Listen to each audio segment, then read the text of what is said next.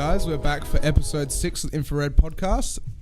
Tonight we've got Jay Mercy joining us, the lighting and sound guy from Capital. Hello. For the last 2 years, right? Oh, but year now. Year now? Straight, yep. And we've got Damo, of course, Hello. being my co-host, and we've got Mitch, Jamie, Sup? doing his thing. Pleasure being here, Alex.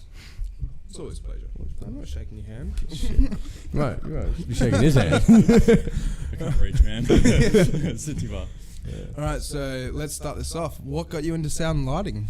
It was years ago now. Like, I originally first got into, it was mainly lighting. Sound is kind of like the side project of, I can do it for people, but it's not my favorite thing. I got into lighting, especially like when I was about 10-ish. My brother was in a band, and I just used to always watch his shows and like would go to them, help him load all this stuff in for his shows, and watching the sound guy and the lighting guys work their magic from backstage and being like, oh wow, they really add the extra perspective to the entire performance. Yeah. Kind of inspired me to it, and I was like, I want to follow this. Like, this is fun. I don't have to be the center of attention. I can be behind and make people be like, oh my god, what was that? Well, that's the thing though, like the sound and lighting guy, it's like it's as important as the DJ. Yeah. Like, because if you're not there, then who, like what happens? It's just an open room with nothing going on except music. Yeah, you see a guy in behind a desk, how boring. Yeah. Might as well be giving a lecture. Yeah. You might as well just be talking to them. Yeah. So it's been a year of you working at Capital now. Yep. So it's I can imagine been so much fun, right? Is it your first club gig? Or? Yeah, so this is like the first time I've ever residented somewhere and been like given the opportunity to really like show off what I can do and really express my like passion for like the job and the career. We've done a good amount of shows now. It's been really cool. It's been really exciting. It's a big step for me. It's been fun, and the amount of like awesome people I've gotten to meet along the way and like that kind of thing. Yeah, great. Yeah, that's the best part about it. It's just networking and socializing within like the proper nightlife industry. Yeah, exactly. It's such a good club. But yeah, so How did you get the first position? How did you get that position at Amplify at the first place? It was really lucky. So like, I've always had like, I've had my older brother in the business and doing that kind of stuff all my entire life, and he's been a big inspiration for it. And so having him give me a good helping footstep into the business was great. Like, got me long places. Yeah. Well, that's how. Hey man, it's not who you know. It's not what you know, it's who you know. That's it. And how well you can suck their dick. Yeah, Yeah, definitely. you can put it that You way. say especially As long as it's not family, it's alright. Well, why? None of that incest. Yeah, why did you bring up family? Too much money, man. Too much money for medication for that shit. Fuck that. Oh man. No, that's sick, man. You said you started off in the theatre industry, though, doing free gigs in order to get experience. Yeah. Do you find that's actually a bit of a trap? Not a trap, but a lot of people, when they first start off, they do a lot of free gigs and eventually... Like they just get stuck in it, kind of? Exactly. They only get stuck in doing free gigs. How are you able to escape that route and finally start getting paid gigs? It's kind of about having motivation to continue doing it and a passion to keep doing it. Like, Yeah. I know lots of people who have done that. They went to SAE or TAFE or anywhere they went. They did their studying and they started doing their like work experience. Problem was they didn't have enough of a passion to really be like, I want to push this further. Exactly. So they just kind of became the people that just float. You know, Yeah. They get somewhere and they're like, oh, this will do, and then 5 years down the track they realize they've screwed themselves because they can't get out of that trap. Yeah. And it's like, no matter where you are, you just got to keep pushing, try and get it better and bigger. Like, even if you know you can't, make it bigger. That's it. It's all about hustling. Yeah. It's everything is just hustling within hospitality, basically. But it just trying to go as far as you can, push it as far as you can. Yeah, exactly. You gotta Yeah. have the balls through it. You gotta have some big balls, big meaty balls. Speaking of, see, that was for you peasants out there, that was a pun. But yeah, so how did you go to TAFE or did you learn all on the job? I started off teaching myself everything. I would just like sit at a room, just watching YouTube tutorials, just watching things online, trying to find different inspiration of it. And then eventually my mum was like, oh, you should go do a course for it. You should try and start learning it properly. So I did Cert 3 in live production for like a small campus called Cyril Jackson in Ashfield. And I just worked in did their theatre. And how did you find it was a good decision? It was a horribly boring decision and I felt like I would regret it, but then afterwards I was like, wow, I've actually really progressed at this and I've learned so much that I can move on to new things. And so that was like going through, like what did you go through, like mixing desks, like using it and everything, programs and stuff? Pretty much remember the basics of everything, so it kind of just taught you like how to rig, how to put lights up, then it went into like, how to program basic like dimmer lights, not DMX or intelligent, just like how to make lights turn on, how to make them turn off, how to make sound come on, how to make sound come off, you know, like when to cue stuff, when not to cue stuff. Yeah. And then from there it kind of went into like, you could kind of like try and find the things that you really wanted to focus on, and that would really help you with that. Yeah, no shit. Yeah. Nice. That's wicked. And so you drifted more towards lighting rather than sound. Yes. How did you find that Cyril Jackson offered a lot of opportunities for a lighting guy as opposed to a sound guy? Or? No, it's actually really difficult. Like, there's not many places, especially in Perth and Australia, that want to just teach lighting. Just to do lighting. It's kind of like an off thing and a more of a, if you know this person, you can learn it from them. Like, we used to search for courses on courses, and we could never find anything to just focused on production or lighting. Like, it's kind of a subcategory for all the courses. Yeah, see, I had the same problem with FL Studio because everyone teaches Ableton. Like, it's just like a standard in the industry kind of thing. Yeah. But then to find someone that would teach FL, I think the only place I could find was like Melbourne or Sydney or something like that. Yeah, and of course I'm not going over there, so I just stuck to YouTube tutorials. I still can't produce music, so even though it's you know, it just takes practice and practice. Takes practice, yeah. It doesn't happen overnight. It takes that drive, man. Like, I knew a guy who taught himself entirely how to use FL via YouTube tutorials. Yeah, and he made some amazing stuff, or we made amazing stuff purely because he had that passion and drive. Yeah. And have you started getting recognition as a lighting guy? Yeah, that's it. I'm getting recognized by a lot more people, and I think that's what's such a great thing about like the residency. Well, the residency is such where I'm working right now is like the chance to network with all these different like events planners and all these different people. They get to come see a show, they get to see what you do, and like, you know, the people that like it will eventually come along to it and be like, hey, exactly, you want to help with this? Do you want to come do this? Yeah, I've got a couple things coming out for next year, like helping out with setting up a festival, and they were like, asking, can you come design the stage, and can you come design the lighting for it? And it's just like slowly waiting for those kind of small things to come. Yeah, and it's the same thing with me in the DJ industry. It's like I started off just playing at the Scotsman, and then like networking and socializing, getting more and more opportunity as the years go on, kind of thing. Yeah.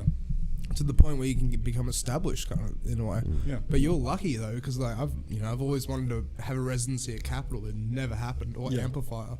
But then it's like, you know, being the lighting guy, you're already in that situation at Perth's biggest nightclub in a way. And it's nice to be there. Yeah, definitely.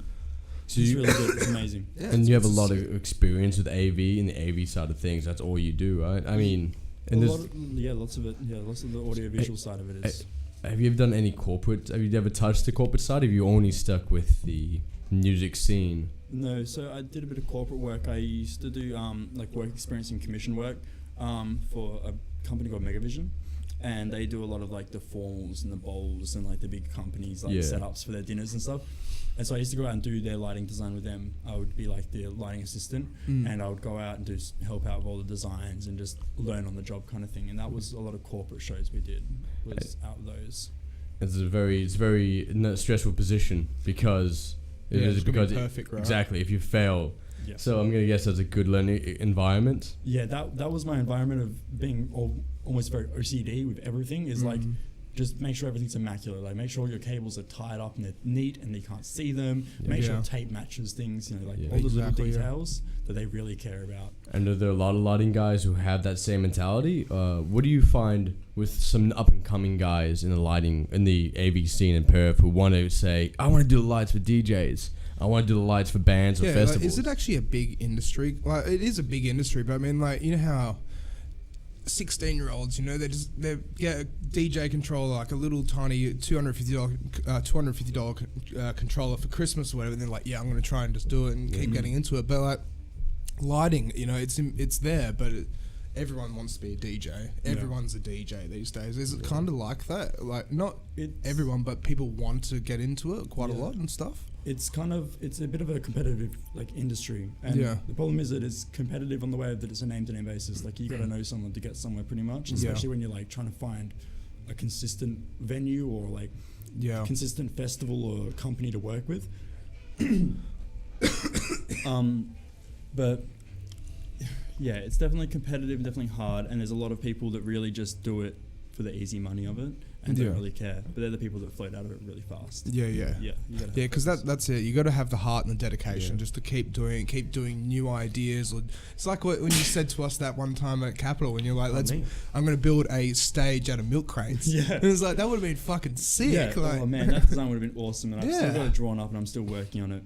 But it's like, Yeah, definitely would be awesome. Yeah, and that's what I mean. It's like thinking outside the box. Like, hey, I can build a whole stage out of that and just tape them all up. And You ever thought about going to like to people, art students and whatnot, sculptors and statue artists or masons and whatnot, and actually create statues and whatnot for your live stages? Or Well, that was really nice. I built up a really good connection going to TAFE of cool art students and cool designers and stuff that like are good friends and like really just love the idea of big stage builds and cool intricate things. And you know, they're always happy to jump on board and like chuck in their input and be like, oh, this would work really well, like maybe you should move it like this or do it like this, and they give you that kind of like that positive criticism. Yeah, kind of and thing, it makes it look that little bit extra better, like you know what I mean? Yeah. Have you ever had like negative criticism though? All the time. Like All the time. I wouldn't think that, because I mean obviously like when we were talking about corporate gigs, then it'd be like, you know, everything has to be perfect. Yeah. Same thing with weddings and shit. But I would have thought like with clubs and stuff like that, it would be easier and like or other venues and whatever. Like it's 'cause easy, it's- but it's more like the criticism of public. The Yeah. criticism of public is like the one that always gets you because you just always overhear it. Yeah. And like you might be like running down to fill up a smoke machine, and you'll hear it at the corner be like, oh, this looks shit, like why would they put their screen like this, or why would they hang, and you'd be like, oh, looks like, you know, gets you high a little bit, but then you think about it and you're like, but the overpowering thing of other people's like positive criticism being like it looks really good and stuff, it's way better. Like, it kind of beats it. You just got to fight it. Exactly, yeah. It's the same thing in the DJ industry. It's like when people hear, it's like, oh, that crossover was shit, and you overhear that, like, fuck, I thought that was alright. But then, okay, well, fuck. And then, like, for me, I overthink things like, okay, how can I do that better next time? Like, that's why I record all my mixes. So then when I listen to them again, it's like, okay, I know I fucked up there. I'm going to do this better kind of thing. Yeah. Do you ever do that as well, where it's like art when you go to take, because you always have to take it down, right? Like, yeah, exactly. But when you go and take it down, do you ever, like, stand back and go, like, that could have been better over there kind of thing or anything like that? Or? Yeah, so if I design a new show or I do a new show, like most of the time we'll do most of the desks we work on, they have an option to make like a visualizer of your entire show, so you can put all where your fixtures sit, and you can save that show off so that the next time you build a similar stage, you can load it up and then like, I was going to tweak this, like, so you can build on one show that you might want to redesign again, and you can add to it and take. Oh, really? Yeah, true. And it's a good way of storing it instead of having to like record it. It's like similar. Yeah. Yeah. So then with all the visuals and stuff like that, because like you've got the LEDs? Yeah, LEDs. The LED screens and stuff like that. First thing, how hard is it to rig those up? Because they look huge. Like, yeah, it's like, they're huge, but they're small. Yeah. The panels are only like, the panel's probably about half a meter by half a meter. Oh, sure, okay. So they're not big, and you just connect them together like Lego almost. See, I thought you'd actually like you'd lay them all on the floor, connect them all up, and then like get like cables or something, and then like kind of drag them up and hang. That's them if you're that. doing festival gigs, right? That's if you have to do But really still huge rigging. Dragging them on the ground though as well, like. I think even those are just sort of like 80 centimeters by 80 centimeters. Yeah, most of the time it's done like that. It's when they've got all these huge things hanging out of the roof, most of the supports that hang on, like the truss beams that are hanging on, that's all are ground on like based. chain motors or on like a winch almost, where you can lower it all the way to the ground and build it as it gets lifted. True. And so you can do these really intricate big designs and you don't have to worry about the ground as a floor. But then, well, yeah. No. I was gonna say, you heard about stories back in the 70s where you just had to climb up those trusses and just hook them up. Yeah, it's just manual labor, just like pure. You just got to lift that stuff up and bulk it up there. Yeah. But when you go to design like the actual graphics and shit, is that hard to do? Lots of screen graphics. Like it's screen graphics are an interesting one. Like lots of them you can get for free. You can pay for them. You can get packs of them, like samples and stock footage. Yeah. When it gets really intricate with screen is most of the time it's like a VJ or someone that designs it for their set. So it's time unique coded. and stuff. Yeah. Yeah, lots of my visuals I will find samples or I'll buy packs of them and stuff like that. And that's what I run for my shows. You know, like I just choose when I want to load them and load them up when they're ready. Yeah. And just overlay DJ logos. Because how often do people actually give you thumb drives as well? Like weekly. Weekly, yeah. So it's almost every guest kind of thing. I've got this little collection of USBs of just like old visuals from all the shows that I can just like look over. Like they're so much fun. I've got some cool people come through and be like, hey, try these logos out, try these visuals out. And I'm like, whoa, these are pretty sick. Hey? Like, have you put some work into this? Nice. Have you seen like an evolution in terms of your lighting rigs? Like how much have you grown as essentially as a lighting visuals guy? Like have you seen a growth? Oh, hugely. Because like look at Excision now these days as well. Like has like the T-Rex come out of the fucking screen and shit like that. All that sort of stuff. Visuals are going amazing. Yeah. Man. But Precision is like he's a god top for level. visuals. He's Yeah. a amazing visuals DJ. Like, oh, it's amazing. Yeah. Yeah, well, but it's like you're saying, man. Like everything about DJing, every EDM festival, everything that involves some aspect of even rock shows as well.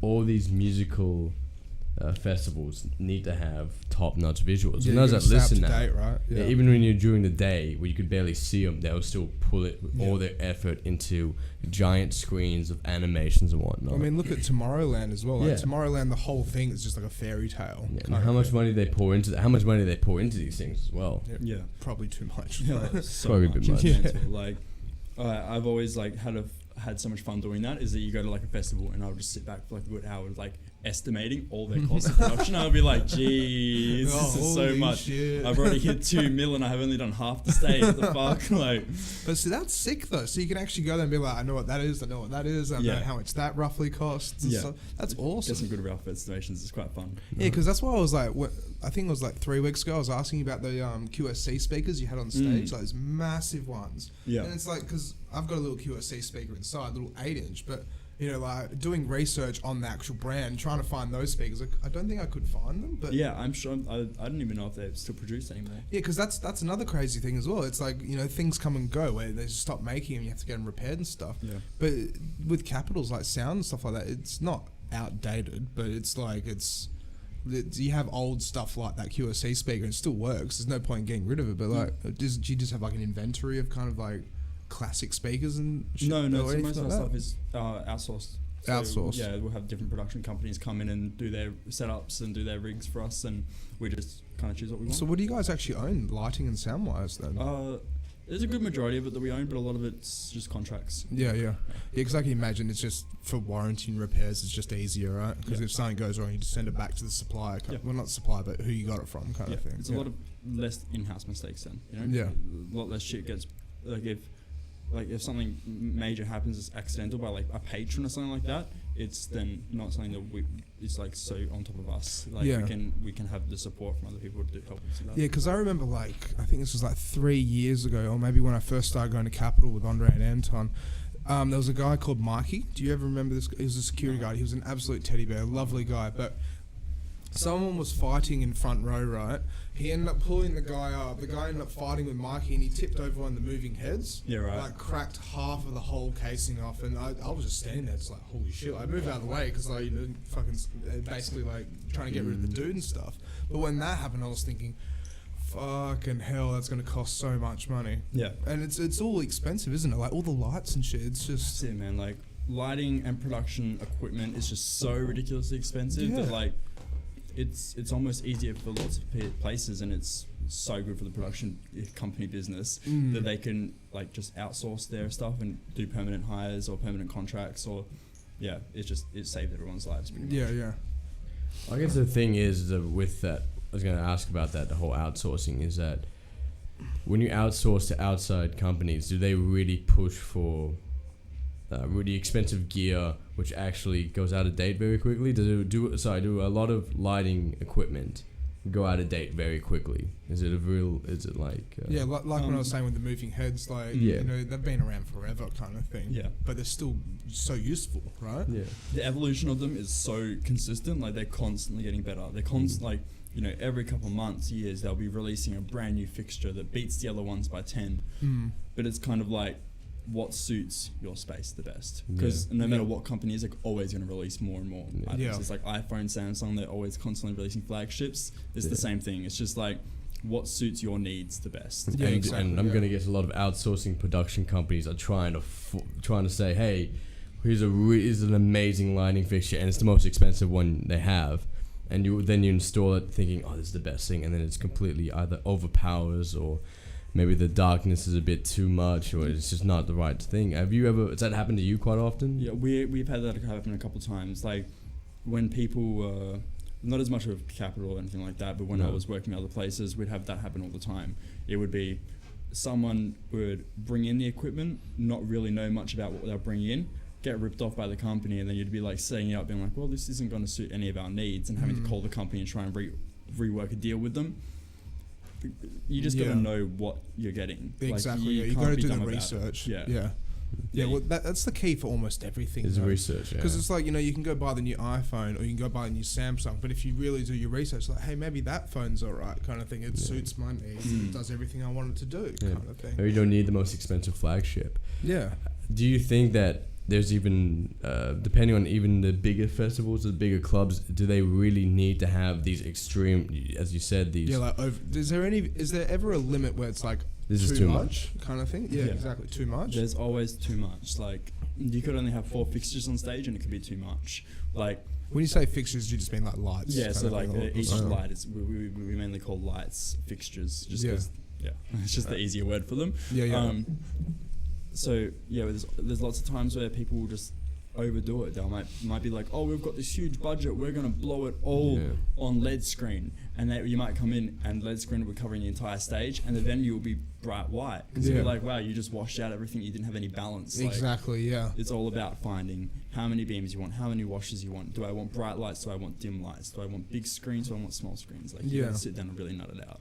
So then when you do that, it's like, how would you find perfect balance in a way, kind of thing? Like, you just kind of just look at it and go, yeah, that will work with that and that. Like, because like when we're saying, like, is it too much or is it like in a way too little? Do you ever kind of look like, say for example, one Saturday night at Capital, you go like, maybe I should have put more in, kind of thing, or it's too dark or anything like that? Or I've definitely built stages over like time where I've been like, oh, definitely didn't look right. Like, there needed to be more into it. I should have maybe put this here to fill this dark spot. Yeah. But also it's really hard to tell because sometimes you could test it 100 times. Yeah. But then maybe light know pollution until it's might get live. absorbed by people's bodies or spaces in the room you didn't realize would it dark like in the middle of the night compared to when it was daytime. Yeah, Like, yeah. It's really hard to get those right. It's kind of based off experience. Like, you just gotta know the fixtures and know the room kind of fairly know well. how It's just yeah. an extension of classical lighting from film school, basically. Like, pretty much that, yeah. It is. It's, especially with the black and white filmography where they really have to balance the shadows and whatnot. Yeah, exactly. Do you have a general philosophy with how you go about doing lighting shows and whatnot? Do you have an idea of not too much or maybe more fixtures and LEDs or more LEDs What's your and lighting fixtures? style?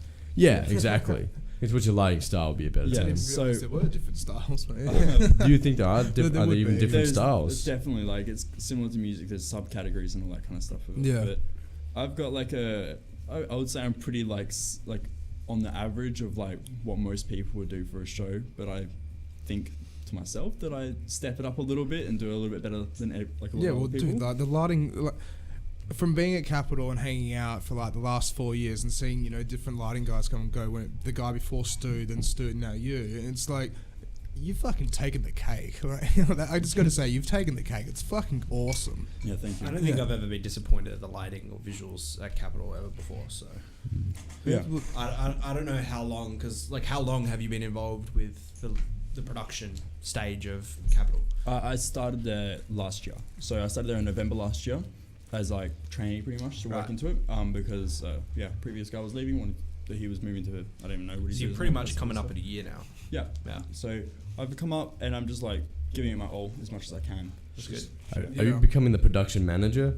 Are you the production manager, or is there a hierarchy? No, so there's I just look after most of the Capital, do all their production there and stuff. Okay. We have a production manager who looks after all the venues and organises all the details and stuff like that. A good relationship, good Yeah, environment. Definitely. Do you like the working environment at Yeah, I Capital? love it. It's like, honestly, if I was to choose any other venue, I probably wouldn't. Like, it's, I was, I had thoughts about it already to be like, should I go somewhere else? Should I find other places? And I'm like, no, I don't want to. I'm actually really like where I am and where You have a the lot of work I get to do and the people I get to work with. It's so nice. Do you have a lot of creative freedom there as well? Do they? If you give them ideas and they say, "Oh, hell yeah, let's do Our it." brainstorming is like so nice because it's such everyone has an input. Everyone Nice. works with everyone to make Very- shit look good and work together because everyone's got different levels of experience, different levels of like screen looks better with this kind of thing. Like maybe someone knows more about screen, someone knows about more like lighting, sound, all that kind of stuff.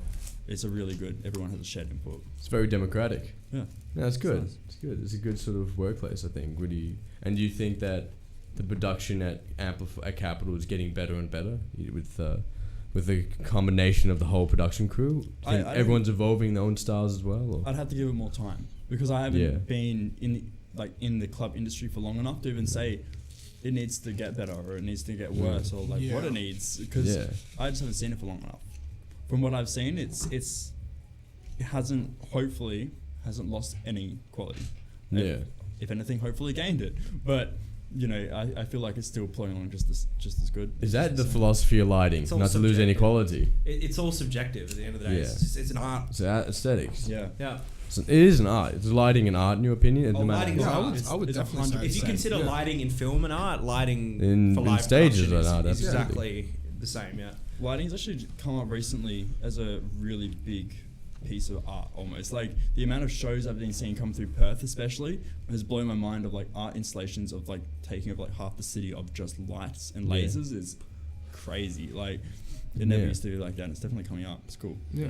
No, and they I know I heard in Europe or well actually let's bring it back to Perth, that government building that has that has different color lighting depending on the events. Do you think even that itself is giving more respect to lighting? Do you think there's enough respect for the light guys I in feel like- art scene or music scene or I feel like anything? Light guys are always going to get forgotten about because that's kind of the point of them, is to not be noticed. Like they behind they the just add scenes. this extra push to the music or the vibe or the show or whatever it is. You know, they're not taking over the show, but they're adding to it to make it be even better. Yeah. And I think that's the point of like the buildings say and stuff in Perth is they've definitely caught on with the colours and the lights and the extra attention to detail really makes a good influence in the public. It just And- makes a better ambience, Yeah. atmosphere, the whole lot.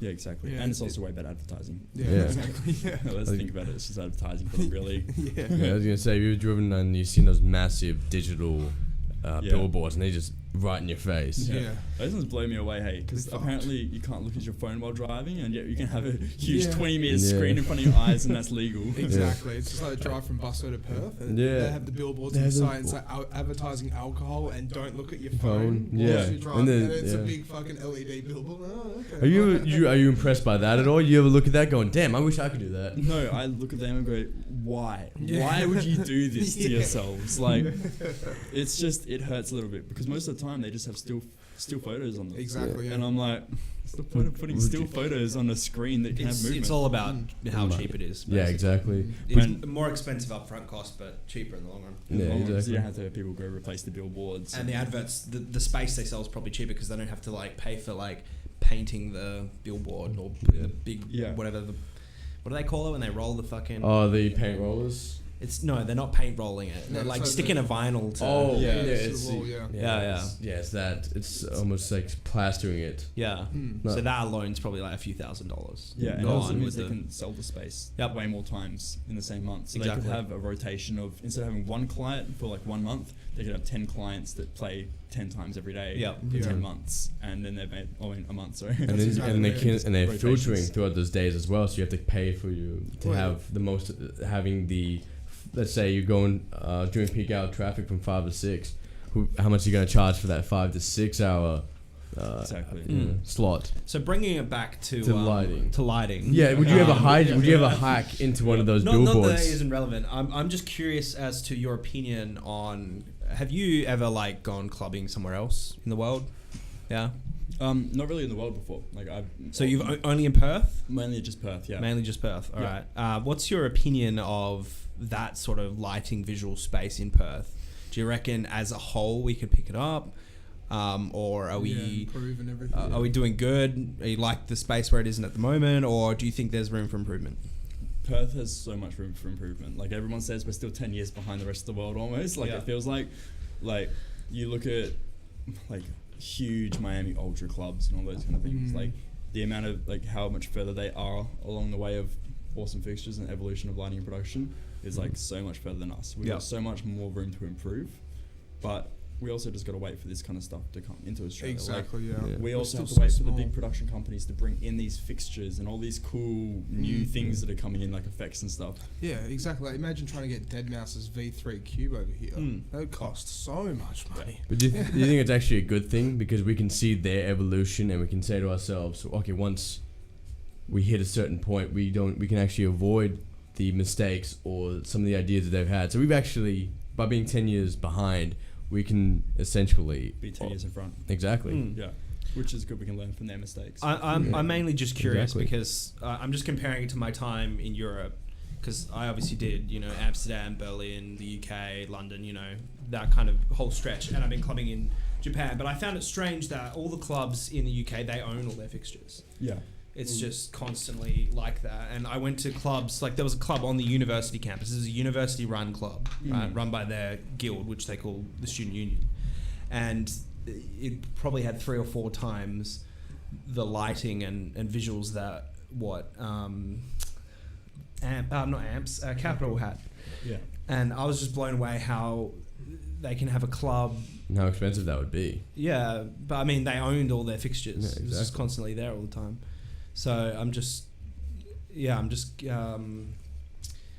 find it weird that Capital are like hiring from a production I mean, I can see it from the point of view of like it's damaging stuff. It's easier to like get it through a hiring company and stuff like that. But lots of the venues in Perth all do hires, and it will look like they have them because they just do permanent hires for a couple of years. So like lots of them will be like, go to a production company instead of them having to make the upfront cost. They'll get the production company to make the upfront cost and then pay them monthly hire for a permanent contract until they decide they want to change it. And like almost a majority of the clubs in Perth, clubs in Perth, will do that. Lots of the places that have all the permanent fixtures, say like the guilds and stuff, like if it's running through like universities and stuff, the universities just throw so much money at their theatre and production that they get all the cool fixtures and they get all those cool ones that they might give to other people.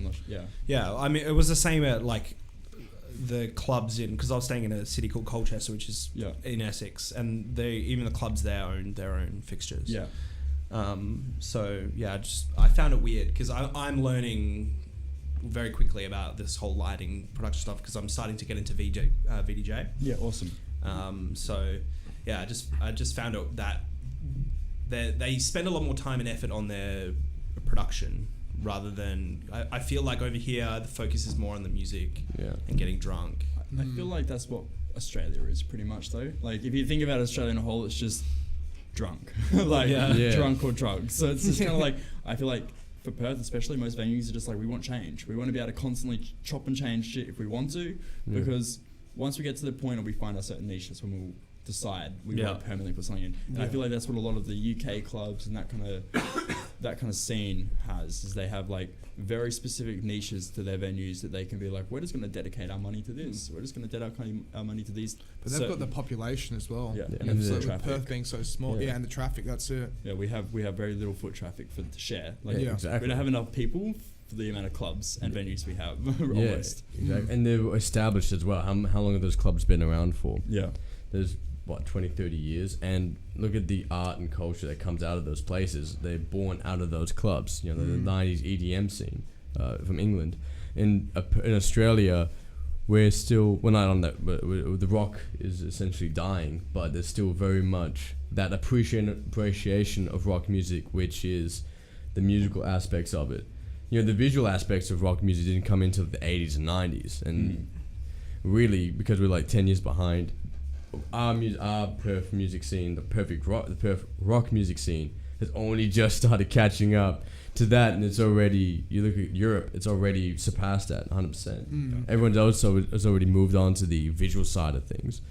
But I guess it does come back to what he was saying and what you were saying, what I was saying, what you were saying, is that at the end of the day, Perth is not a cultural hub that it can be. And I guess the fact is, how do we get these international? I think the best thing we could do is get international acts to come. I think that would be the best bet. But that's where it's just so hard with the cost. Exactly. Well, I think that's why Optus Stadium was such a great thing. Optus Stadium has brought a lot of international acts here. Yeah. And when an international act comes to Perth, Stormzy, Schoolboy Q, they've come back like 3 times in a row.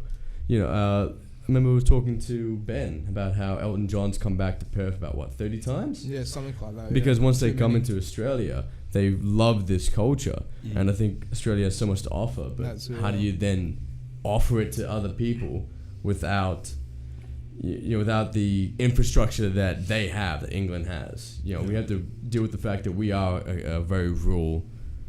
A very rural country. We're so spread out. Country. We're so spread out. The infrastructure to the city is so hard to get to.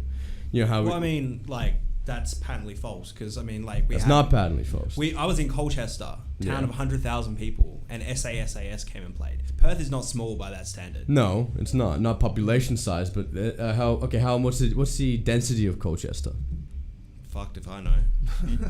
I'm gonna guess it's a bit. I'm gonna guess England being 60 million It's people. a town. It's a town of 100,000. That's a town. Yeah, and a town in Perth is what, 4,000? How many people live in York? Yeah, but I mean, like, I'm talking about a town in like Essex where like you have to like drive through the countryside to get to the next town. I'm not talking like Yeah. driving from Welshpool to like Osborne Park or something, because you'd never leave a town. Like, Yeah. whereas in Colchester you'd have to drive for an hour to get to London, and you would drive through the countryside. There would Yeah. be a clear, you know, Yeah, but that's people a going to a show in London and not going to a show in Colchester. Yeah, but that's a European thing. Whereas if you play at Perth Arena, people from everywhere will go. everywhere, yes. 50 kilometers radius. Yeah, You know, but still, that's a 50-kilometer radius. How many people live in that 50-kilometer radius? How many people live in Perth? How many people live in WA? It's 2.5 million. I'm saying 50. You're talking about population density. 50-kilometer radius in Colchester is 100,000 people. Exactly. How Where many? in Perth it's 2 million. Nearly 2 million. So Nearly 2 million. 1.95 or That's something. 50 kilometers here to Yanchep. Yeah. That's 50. That's too. Yanchep and down to Mandurah, like the metropolitan area. Yeah, the metro. That's the metro. Have you been to those places? It's farms. It's horse farms, bro.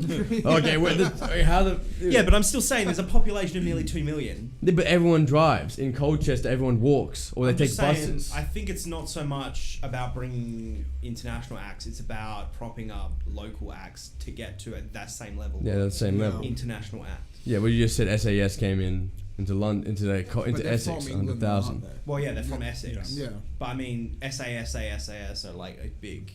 Yeah, They're playing at a local university club. you're right. All right, I'm sorry. I was saying what I said. Let me Like, rephrase. who's not going to come and play at fucking Curtin? No, they're not. No. You know what I mean? Yeah. But they did have Alice in Wonderland. They did. though. All right, let me Back rephrase in the what I'm day before saying. She was huge. Yeah, Well, before she I'm was afraid- huge. That's what I'm Yeah. saying. Yeah. She's not coming back now. Yeah, she's not. Not anymore. Okay, that's what I'm saying. What I'm saying is we don't have the infrastructure to do half the thing. Like, we can all look at starry-eyed at Europe and America or Japan, but at the end of the day, what's the infrastructure like there? What's the party scene like Did you there? know, up until I think it was 2014, dancing was banned in Japan. Dancing was banned in Japan, What the Really? fuck? and they have a better music like nightlife. But there's so many bands. Like there's so many very experimental Japanese rock Yeah, I know bands. what you Going mean. back to the But so does 70s. Perth. Yeah. But then how does that the work? the, though? the Like- culture is got to change the way like we got to stop glorifying and wanting international acts to come Okay. when we can be propping up local Yeah. artists. Yeah, but then it's just the influence of Western media. Like Guetta got big because of his fan base and Yeah, in because of Sweden, right? his local, Yeah. well, I mean, it's America, it's easier. Mm. But Yeah. at the same time, like we could, if we wanted to, Just push prop up. people up That's true. to an international level. That's very true. Do you? And that will bring people to the clubs and to Alright, bars and to whatnot. I feel like Australia and Perth is just a big group of sheep.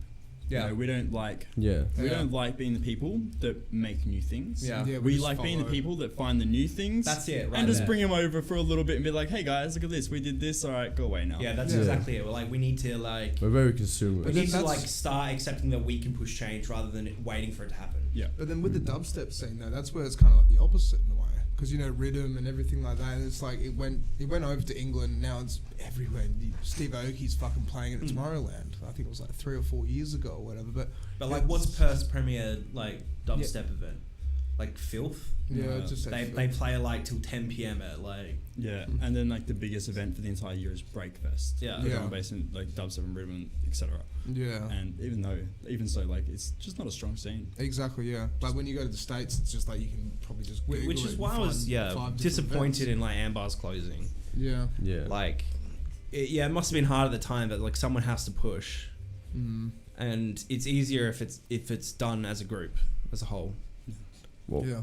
well, aren't there things like the sewing? Are there things like the sewing room, or even though another thing that closed was it the Fly By Night, which had very experimental DJs on, didn't they? Fly Riot. Yeah. Fly Right? No, Yeah. Fly By Night in Frio. Oh, in Frio. Oh, okay.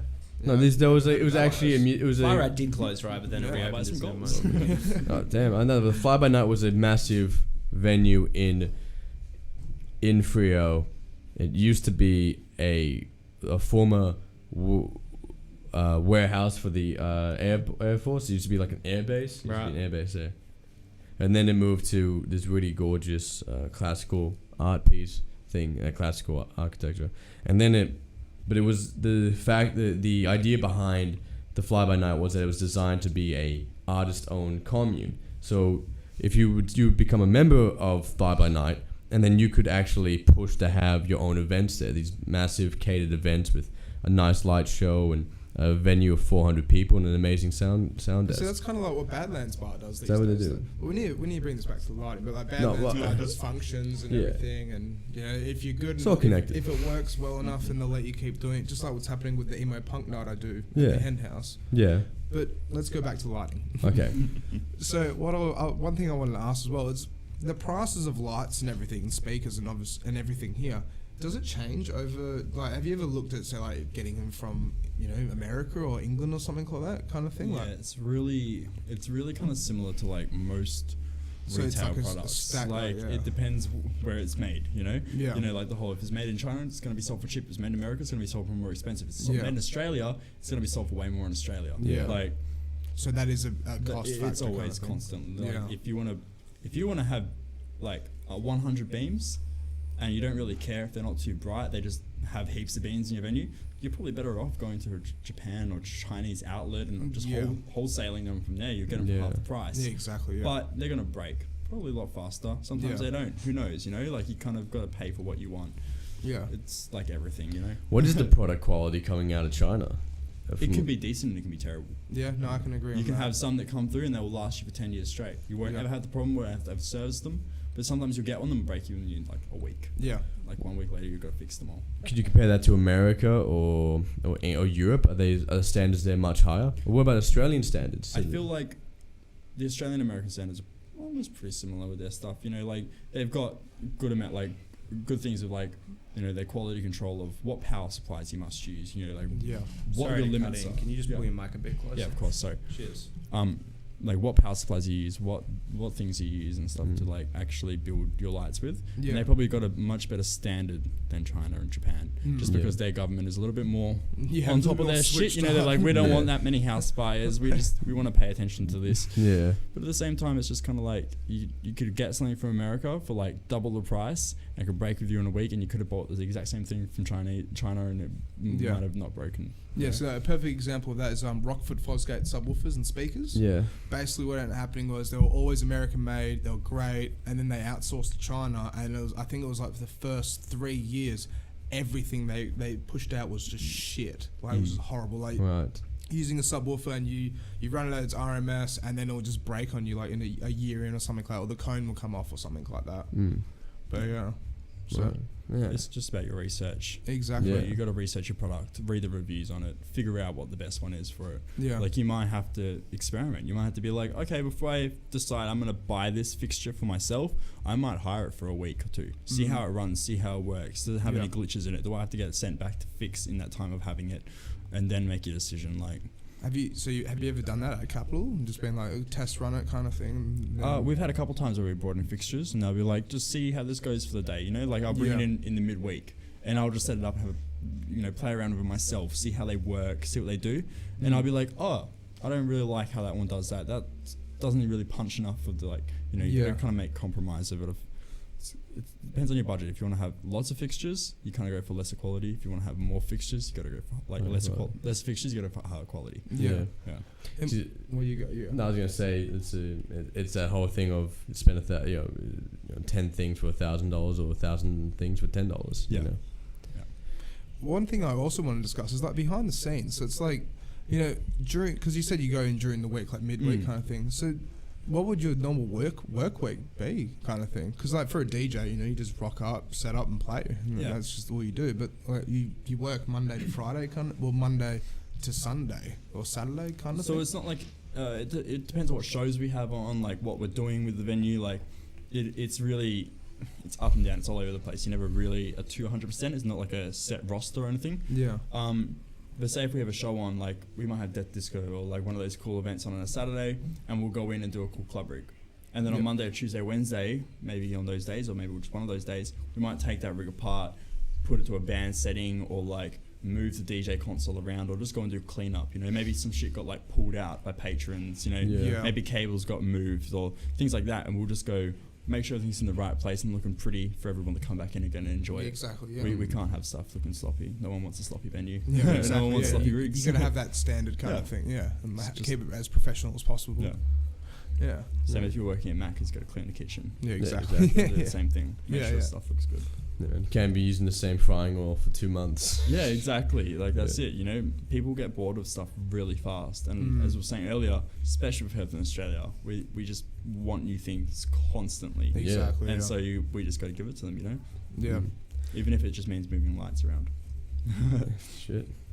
Nice. No, I mean, do you ever have you sort of gone into the more graphic design aspects of lighting sort of things? Yeah, like making your own graphics or anything. Yeah, do you go for your show or for the shows? Yeah, I've done a little bit of experimenting with that and like wanting to make my own visuals and do my own animations, and I'm like slowly stepping into that, but it's kind of a lengthy process learning how to animate and make visuals. It's really difficult. I've got a decent amount of experience of editing and like filming and all that kind of stuff, but it's still a stepping stone. It's still progress. So I'd prefer to make that stuff myself, you know, just test it on my own TV at home until I get it clean enough before I would come and be like, I'm going to show this off to a couple hundred people and let them see what I could do. Do you know much about VJing as well? It's like how, because I remember you explained this to me once when we were on stage, but isn't it so it's like you play a specific song and that song will match that animation? I have a VJ program on my laptop. If you want to have a look at it. Yeah, there's so many different ways of VJing. You know, if you wanted to VJ, you could VJ by just plugging your USB into a Nexus and having a MIDI pad connected to a laptop to a HDMI that cues each video when you want to. Or you could do like Pioneer fucking VJ where you can like literally just use their stuff standard and it will time code itself. What would you use from Pioneer? Pioneer actually has their own video outputting software to run, so you can literally just run like a performance mode, like you would on like Tractor, I guess. No shit. But it's like that, but you can have all your videos time coded. What's it called? Let's pull it up. I want to have a look. It's just Pioneer DJ. It's just called like Recordbox Lighting. Oh, okay. It's part of like if you buy the like you have to buy like different versions for it. So you buy Recordbox like DJ version, which gives you access to like 4-channel mixing and stuff for your controllers and stuff, and then you can buy. There's 2 more versions. One's for like a vinyl, built-in vinyl thing. I don't know, it's like scratching, like a scratch mode, I guess, because you know how you have you get Tractor Pro, Tractor Pro Scratch, and Serato as well has a version. And then the last one that they just released was a lighting one, so it like analyzes the music and creates light shows based on like the output of the waveform. So it automatically for you. Yeah, so it like sets the whole like DMX cues and stuff. I got really interested in that actually when I first released. I was like, oh my god, what, you could like time code your entire light show for a club to like Recordbox and play it. But sadly, you can't really as much. Not unless the club has like the whole setup. And even so, you can have the entire setup, but you got to first. There's like all these overheads which are ridiculously priced by them, which is like I think the lighting mode of it is much more just the marketing scheme. But it's about $700 or $400, $600. I can't remember. It's in that range just to buy the box that converts the USB signal to like the signal time code coming from the Recordbox into DMX to get sent to the lights. No shit. Just for that, and then you got to pay for like the Recordbox. If you own it outright, you have all your VJ compatibilities already in it. But the lighting one, you can. I'm actually pretty sure that now comes stock with it as well. You just got to buy the hardware. But you can't design your own shows. It's all pre-designs. Like it'll be like it's gonna go blue then tilt, and they just decide on it, and then it just auto analyzes the entire thing. Is it all MIDI map? Is that when the actual MIDI signal starts coming in, or is that just only LEDs? It's literally there's nothing you can do for customization as such. You can just make it. Yeah. You can change where it comes up on the beat. So here we go. Change that to the screen. It's up here. Export. You've got lighting. Yeah. Oh, true. Okay. And it'll change, obviously. Yeah. And it'll give you 512 channels to choose. It's downloading some update. Yeah, it's better not affect the live stream. No, it's not. I'm just... You better not. I haven't actually played with I know it exists. I know how, Yeah. what it's trying to do. I've never played with it before. It's pretty much you just drop your songs into it, and it analyzes its so these phrasing. are like all DMX bars. And once it's phrasing. taken its phrasing of the song, like its idea of its phrasing, it will go, this is an intro, this is a drop, this is a build up, and it will add what they think is the correct lighting idea to it. So it'll be like intro lighting, design lighting, and you can change the times when it cues. But apart from that, you can only change color or like positions where it goes to, but you can't actually design stuff. I don't think my record box appreciates that I'm doing this right now. Yeah, I'm sure it probably won't. It does not like I mean, the your lighting. computer sounds like it's struggling. Yeah, let's But then, so do you have to download It's your trying own to analyze, like, lighting, my like library. animations and visuals and stuff, and then import it into that? No, you don't even do that. you You don't? just have their stock. Okay. You only get what they give you, and you Yeah. can just move the timing of it. Okay. You can do it at any venue though. Like you could go in and you just have to have their address list, and they would be like, all right, here's your address list. Like these are the lights. You put that in, and it's got a really good log though. It's got like a log of every single fixture, and it constantly updates. So there's always new fixtures getting added to it, and you just choose the ones you have, No shit. and Okay. you just add them to where they belong. Nice. And listens. So with the sound desks, and Yeah, stuff Tractor like that, doesn't do that, huh? No, it doesn't. No, because it's all DJing. It's not lighting. Pioneer Everything for the else. win. Sorry, I always have to Here pull we the go. shit out of your TV. Rep Oh, Pioneer. fuck. Tractor better. Yeah, everyone Can it against do me again. lighting? No. I'm pretty sure a virtual DJ can do something like that. Kind of. Probably, yeah. But like with sound desks, so like sound desks are so fucking expensive. Man. But like, I remember going up and seeing you once, and then you had like it was old school kind of thing. It worked. It was Yeah. good. Was it But all then- analog? No, so the one you came up and saw was actually my lighting desk. That- Our sound desk is backstage. Oh, okay. We've got, I can't remember the sound desk off by heart. Can't remember which one we've got in there or not got in there at the point. Is it We've got a Behringer? couple that float around. But so like mine- there is a difference between a lighting desk and a sound desk. Can't you just Definitely. No, 100%. Yeah. Okay, There's- really? Yeah, it's Because I all. thought you could just buy two of the same ones and then just map it. No, there's like, No. No, so it's different. there's a sound desk and lighting desk, like output completely different. Yeah. Different data and different, what Yeah. it tells the things to do, like it's so different. Like even just from the cables, like And the one's effects as got well. one's got 5 different lines of different securities and safety measures, and the one's got 3. Yeah. Like it's Yeah, all these yeah. different things. There's DMX versus XLR. Yeah. So massive. Which is also a thing, is that you can have DMX run through XLR. Yeah, because I always thought DMX was inputted through XLR. So it's a different plug. So you It's can a have 5-pin. you can have 3-pin. 5-pin. Yeah, you can have 3-pin DMX and you can have 5-pin DMX. Can A lot of you? We have a 3-pin 3-pin I don't DMX. think I've Shit, done- that sounds Yeah. confusing. 3-pin and 5-pin DMX. I don't think. Dude, I've imagine ever being seen a sound guy DMX. and Yeah, picking up so- a DMX cable and being like, and this thing is XLR and plugging in and be like, what the fuck's not anything working? It will work. I will. So I can use an XLR for my lighting rig if I wanted to. Wow. But they don't have the same shielding, they don't have the same like data lines. Like That's your 5-pin DMX. yeah, that's exactly Oh no, it. shit like that. And so you can get sex changes for them. You can go from a 5-pin to 3-pin if you need to. Really? Like I've had some times where I've ran out of really really long DMX cables and been like, okay, I just gotta deal with it. Put a sex changer on and run like a 20-meter. See, XLR. that's a 3-pin to a 5-pin there. Yeah. But so when you're saying like shielding and stuff like that, so then would that just be the distance kind of thing? That was when you get interference or problems or anything? It's or? just different earths, different pins for different things. I feel like But so then it'd be like you put a visual on and you like start getting static through it or like start like fading in and out or something like that. Or yeah, they can just get fucked with a lot easier. There's Yeah. just different security measures. There's a lot more power and a lot more, I guess, like actual data running through a DMX cable compared to an XLR. Yeah. There's a lot more, than just 2 channels left and right. So yeah. So with the set, well, how would you like with the lighting desk? So like go into how it runs and like okay. just like everything about it because I don't really know. As I said, I thought sound desk and lighting desk So the same thing, yeah. not the same thing, but I thought you could multi-purpose them. Kind of Yeah, thing. I understand that. Yeah. We're currently running a Grand MA full size, which Google is that. I want to have a look at that. So Was it Grand? Grand MA, and it would be like lighting desk. If you ever screen. could choose a specific, like, have you ever done proper research on lighting desks? Yeah, Like and so this one here? Yep. So it's similar to that one with. Oh, you just got images first. Yeah, so you can actually see on the second down left side, up one. Yeah, that one. This is Oh, actually yeah, what yeah, I I'm have running seen that. currently. I don't have those 2 top screens, but it just Oh runs. god, that's not a very... It just has 3 touch screens, a fuck ton of faders and buttons, and you just pretty much get to program them all to do different things you want. You can Looks- decide on them. It's a little bit. It looks Yeah, very I similar see to the what one you they have mean, at the yeah. sewing room. Yeah, it probably would be. Yeah, because then obviously with a sound desk, you just have a lot more levels instead of the actual like the knobs. Or you need more inputs. Yeah. So this is a Grand MA, or just MA in general. It's like a pretty stock standard industry standard for Yeah. like.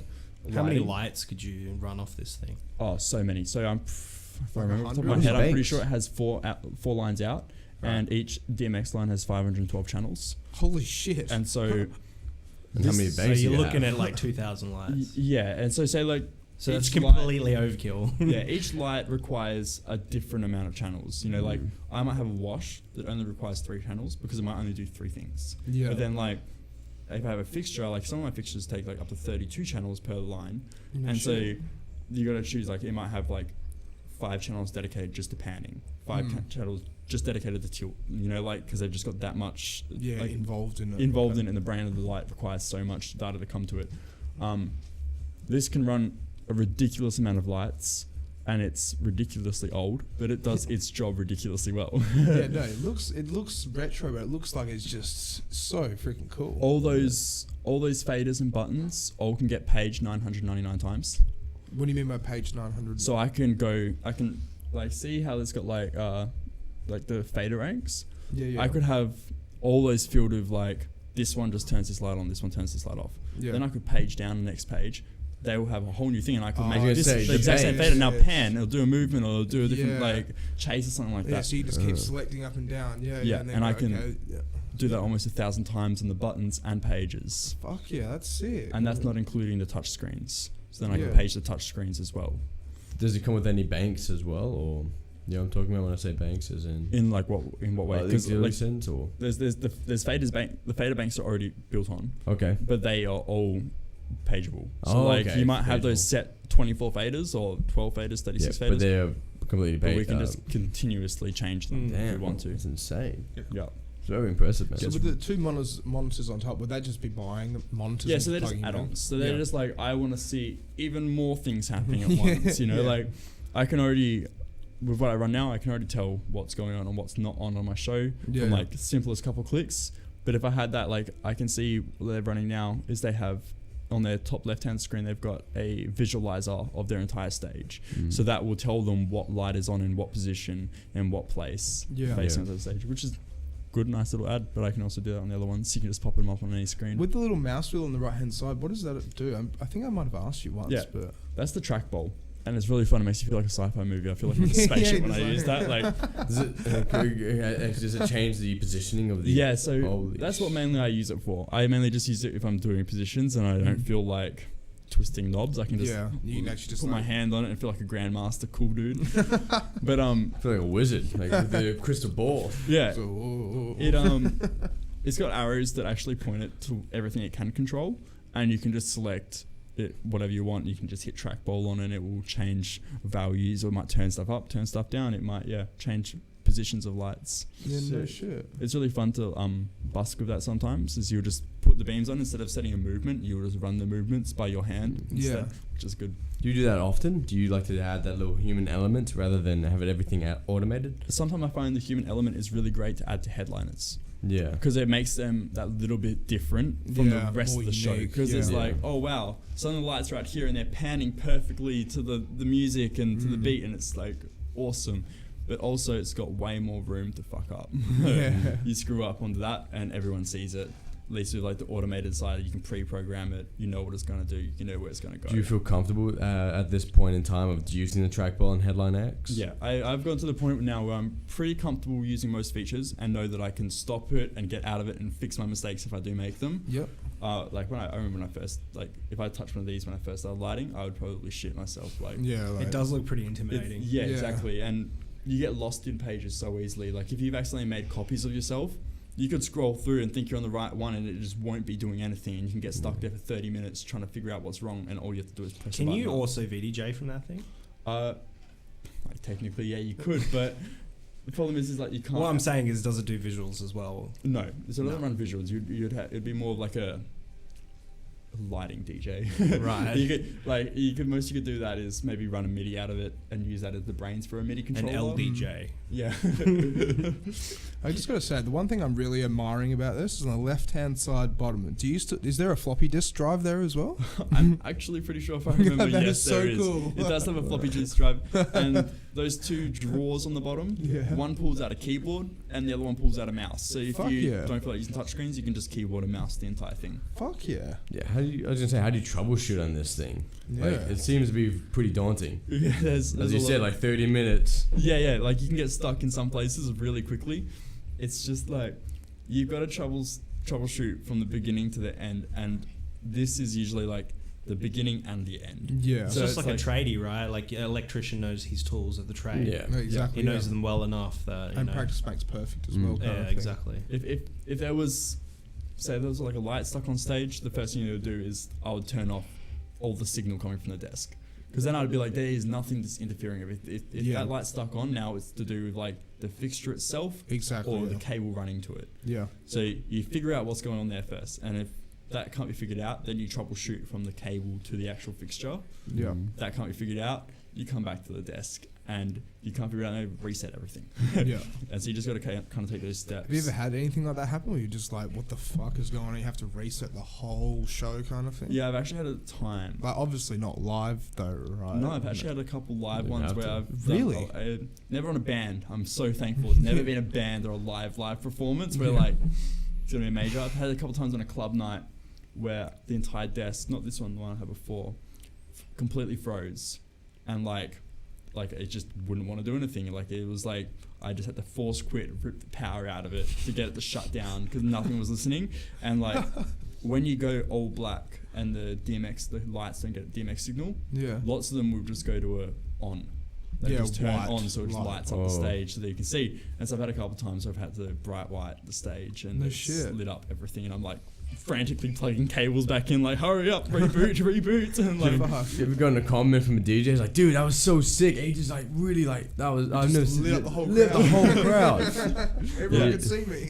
Yeah. it's actually surprising how little the DJs notice lighting. Oh. They're so focused on what their next song is, what their next mix Yeah. is, how they're transitioning. Yeah, what's that happening? Yeah. I've had a couple times where I've like lit up their entire show by accident, and I'll come down and I'll be like, "Oh man, I'm so sorry. Like, didn't mean for that to happen." And they'll be like, "Oh, I didn't realize." And I'll be Yeah. like, Well, it's the Oh, same good thing then. for a Forget DJ what I when a just said. deck freezes. Mm. I mean, you wouldn't know because you've never had a Pioneer setup, played on a Hell. Pioneer setup. It's probably it happens on tractor, right? Too. Yeah. It It just freezes. depends. You have to shut everything down. Like, has These that other ever happened to you in a concerts- live show? Yeah. Yeah. Well, Yeah. there you go. Well, I mean- it happens just as frequently for lighting and VDJs. it's like everything, and it's it's software at the end of the day. Yeah. Yeah. everything has its limitations, and you might push them without even realizing you push Yeah. them. And see, that's what sucks. Like, Andre's right. Maybe I should get a Mac, but I like my Why? Windows because. Who knows? So just quickly, right? So with Windows, right? Wait, how do we get onto this I'm subject? just going to say just quickly because when you're talking about crashing and shit, right? Right. It's like, so when it updates, when Windows automatically updates, sometimes it will just fuck with Tractor. I'm pretty sure it will fuck a record box and will just stuff everything up to the point when you're playing out and about on the S4 Mark II, it would actually just go like white noise. Just output, just like shh kind of thing. Jeez. Yeah, it's not good. Like, that's happened to me once. Just and it change the Mac. Yeah, that's what I mean. And then also on the S4 Mark III, it would just cut it. Music would just stop. So then you just have to turn it off, turn it back on, or keep going. Mac fanboy. Have you ever had to deal with that? Just Mitchell? buy a good laptop. Yeah. You need a Mac. That's Yeah. pretty much it. Yeah. If Tractor wants to update, don't update it until there's a Windows update to update with it. Yeah. Yeah. That's what I Yeah. try to stick by now. You still using Windows yes, 7 it's then, an Mitchell? annoying step that you have to think about when it comes to Windows versus Mac, but like the price to performance, like Yeah, you got it. doesn't. If you got to be professional, you got to be professional. I don't know. I don't see the benefit in having a Mac over PC for DJing. Are you a Windows 7 sort of guy, Mitchell? Flex. Huh? Are you a Windows 7 sort of guy, Mitchell? You I still actually rocked Mac until I was Just go off sidetracking. 20, like 20 years old. So like 4 years ago, I stopped like buying anything. yeah, start buying Crapple. Well, I was just so like, because my mum started, like I had to get a laptop for high school. My mum bought me a Mac. And Yeah. then suddenly I had an iPhone, and then I had an iPod, and then you're in the ecosystem. And once you're in the ecosystem, You're in the cult, yeah. you're there to stay. It really does And sound then like a cult, man. I got so fed up with them that I just, I was going to buy a new MacBook Pro, and then I looked at the specs, and I looked that I had like one USB port, and I was like, yeah, no, I can't keep doing this. I can't keep getting literally anal raped by Apple because they think the USB's outdated.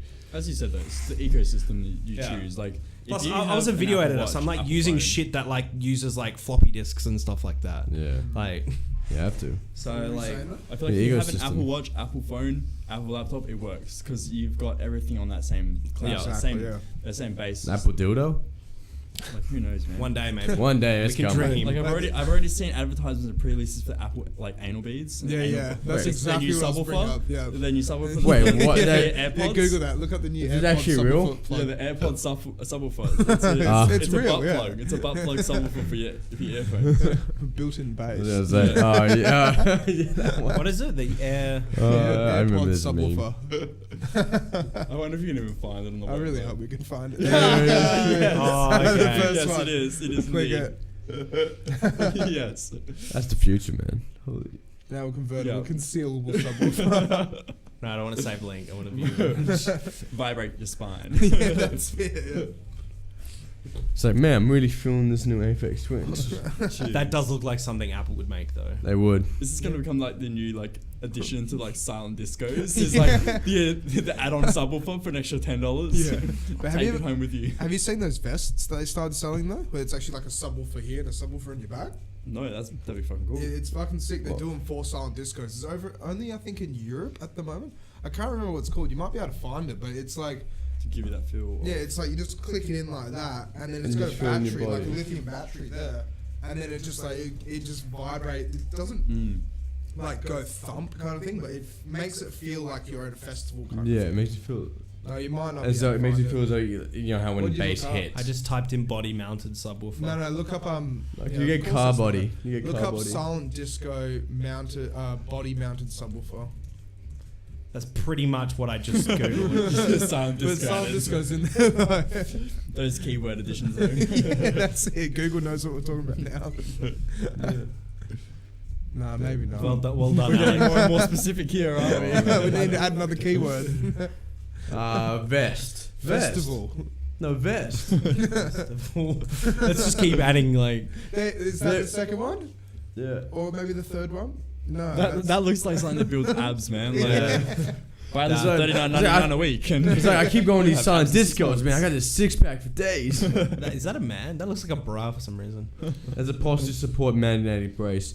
By the way, guys, if you're a silent disco, don't buy subwoofers. Just buy posture supporting magnetic vests instead. Just don't go to silent discos. Yeah, Yeah, exactly. just- You just wear. if you want to listen to loud music, go to a fucking club. Yeah. There is Buy some ear protection. Go to a live club. Have yeah. you ever done lighting for a silent disco? No, I haven't. Would And you I ever actually want to? kind of want to be honest, because Really? it'd be really interesting. Yeah, to see how it goes, yeah. Also, because you have so many channels. Like, there's usually more than just one channel of the silent disco. There's like Exactly, 3 yeah. channels. I've so, always wanted to try and figure out, like, Yeah, how how to would too. you run 5 different sets in one set? Like, would you break the dance floor up into segments That's what I and was gonna light say. each segment as a different? segregate them. I don't even. I would. It would take a lot of effort. It would. Like, I could see how it'd be done, but it'd be so. Usually they intense. have colors on the control buttons. Yeah. You know, so you hit different sets and whatnot. Maybe you could I change. think I found it, by the way. Oh, you did find The it? thing that Woo. you're looking Hell yeah, go Mitchell. Yeah, I think it's Oh, it. that looks like it. Hey. Yeah, so let me. Yeah, Whoa. yeah. Oh, that's a really cool idea, actually. Yeah, it's fucking sick. You were making fun of it before. Yeah, why don't you listen to loud music like real man? It's like, oh, it's actually pretty cool. I'm Why making is fun of it silent damaging hearing? discos, but this is some cool technology. Yeah, Like, yeah. Yeah. It's like a pack, the sub pack. Yeah. That's what it's called. Dude, imagine if not only that subwoofers, but it just leaks liquid MDMA into your bloodstream as well. That's data life, right? That's not Yeah, allowed. that sure is. Did they Well, like? That's before he passed away, unfortunately. Did they help like invent this or something? Maybe. Maybe he passed Well, away as I from said, too it was much a bass. European thing. I thought it was a European or Because they've American talked thing. about like data life. Do you and think shit, maybe he yeah. passed away because the bass has rocked his body to the point where he couldn't handle it No, anymore? it was cancer and also extreme late nights and stuff. Oh shit. And That's being- your future, man. And being a Swiss chain smoker. Oh. Oh man. Big oof? yeah, 'cause been to and seen a couple of silent discos that have done shows where they just run all the low ends through subs still, and they just don't have any high ends. So like actually, Really? so you can still feel the beat hitting you and like But you'd actually hear have that it though impact. as well, wouldn't you? That's if the it's problem. like 80 hertz and That's the stuff problem. like that. You You still would hear hear it. it, yeah. So Just it's run not as much everything of a at 20 silent hertz. disco anymore. It's just a Just boom boom disco. Like Not even that. It's Silent discos would be good if they gave you good headphones, basically, but they can't do that Even because. It's way too the expensive. maintenance on them is so expensive. To Yeah, keep and it would be just be too expensive to do that shit. Yeah. I wouldn't want to give my $600 pair of headphones to a drunk person. Yeah. basically. To use thoughts. We actually tried a silent disco once. I used to throw house parties and I do all the production for them. And we had this idea one time where we were like, we want to have a room in our house where it's just silent disco. Right. And so what we did is we went to Big W and we got a bunch of the little FM transmitters. Yeah. Yeah. So we took the FM transmitters and what you do is you come with your earphones, plug them into your phone, and then you run your phone on your radio station and just connect to what we were That is so fucking smart. Did it work well? Or did you get like lots of interference and shit? It worked for a little bit until we literally like the transmitter. I don't know what. Maybe Fried. it just literally fried itself. Like Maybe it was too just much. stopped fucking working. And Was it we're just like, too much? Just couldn't handle it? Yeah, that's it. I don't know if it was close like to your mic, Alex. Yeah. 2 months or just too much like input coming in. Like maybe we were running lines like the amount of like I don't even know, man. Yeah. It fried it. It was fun for a little bit. It was a bit shit. It was real glitchy. It was real out of time. I bet your neighbors don't like that. I bet they were like, oh, thank God I can't hear those pieces of shit now. We still had 750 people in the other room listening to WUBs over 18-inch PAs. Like shit. so. But I bet sounds they like a appreciated the long silent ago. disco. But I bet they appreciated the silent disco nonetheless. Definitely. I bet they shook your hands like, you know what? You could have had 900 people in front of those, but you had 750 and 150 inside. Yeah, exactly. Yeah. Oh. I bet your neighbors love you though. Just bright lights flashing to their houses sometimes. We were so lucky that we lived in a share house that was the trap house on the end of 2 cul-de-sacs. No The shit. 2 Wow. roads come together and we're in the house here. Both neighbours on each side accepted 6-packs as bribes. Nice. They'd be like, yeah, That's can we sick. give you a 6-pack? And then they'll be like, yeah, sure. That's We'd fucking like the music sick. be off by like 1, 2 a.m. and they'd be like, that's fine. We're just happy with the piss. Yeah, exactly. And like half of them are FIFOs, so like most of the time we'd knock on the door and there wouldn't be anyone there. Yeah. And so it was real helpful. Sick. That's really good. That's really helpful, especially if you need to break into those houses. Yeah. Well, the one across the road was a construction site. Oh, bro. Feel sorry for So you can them. grab those tools and just.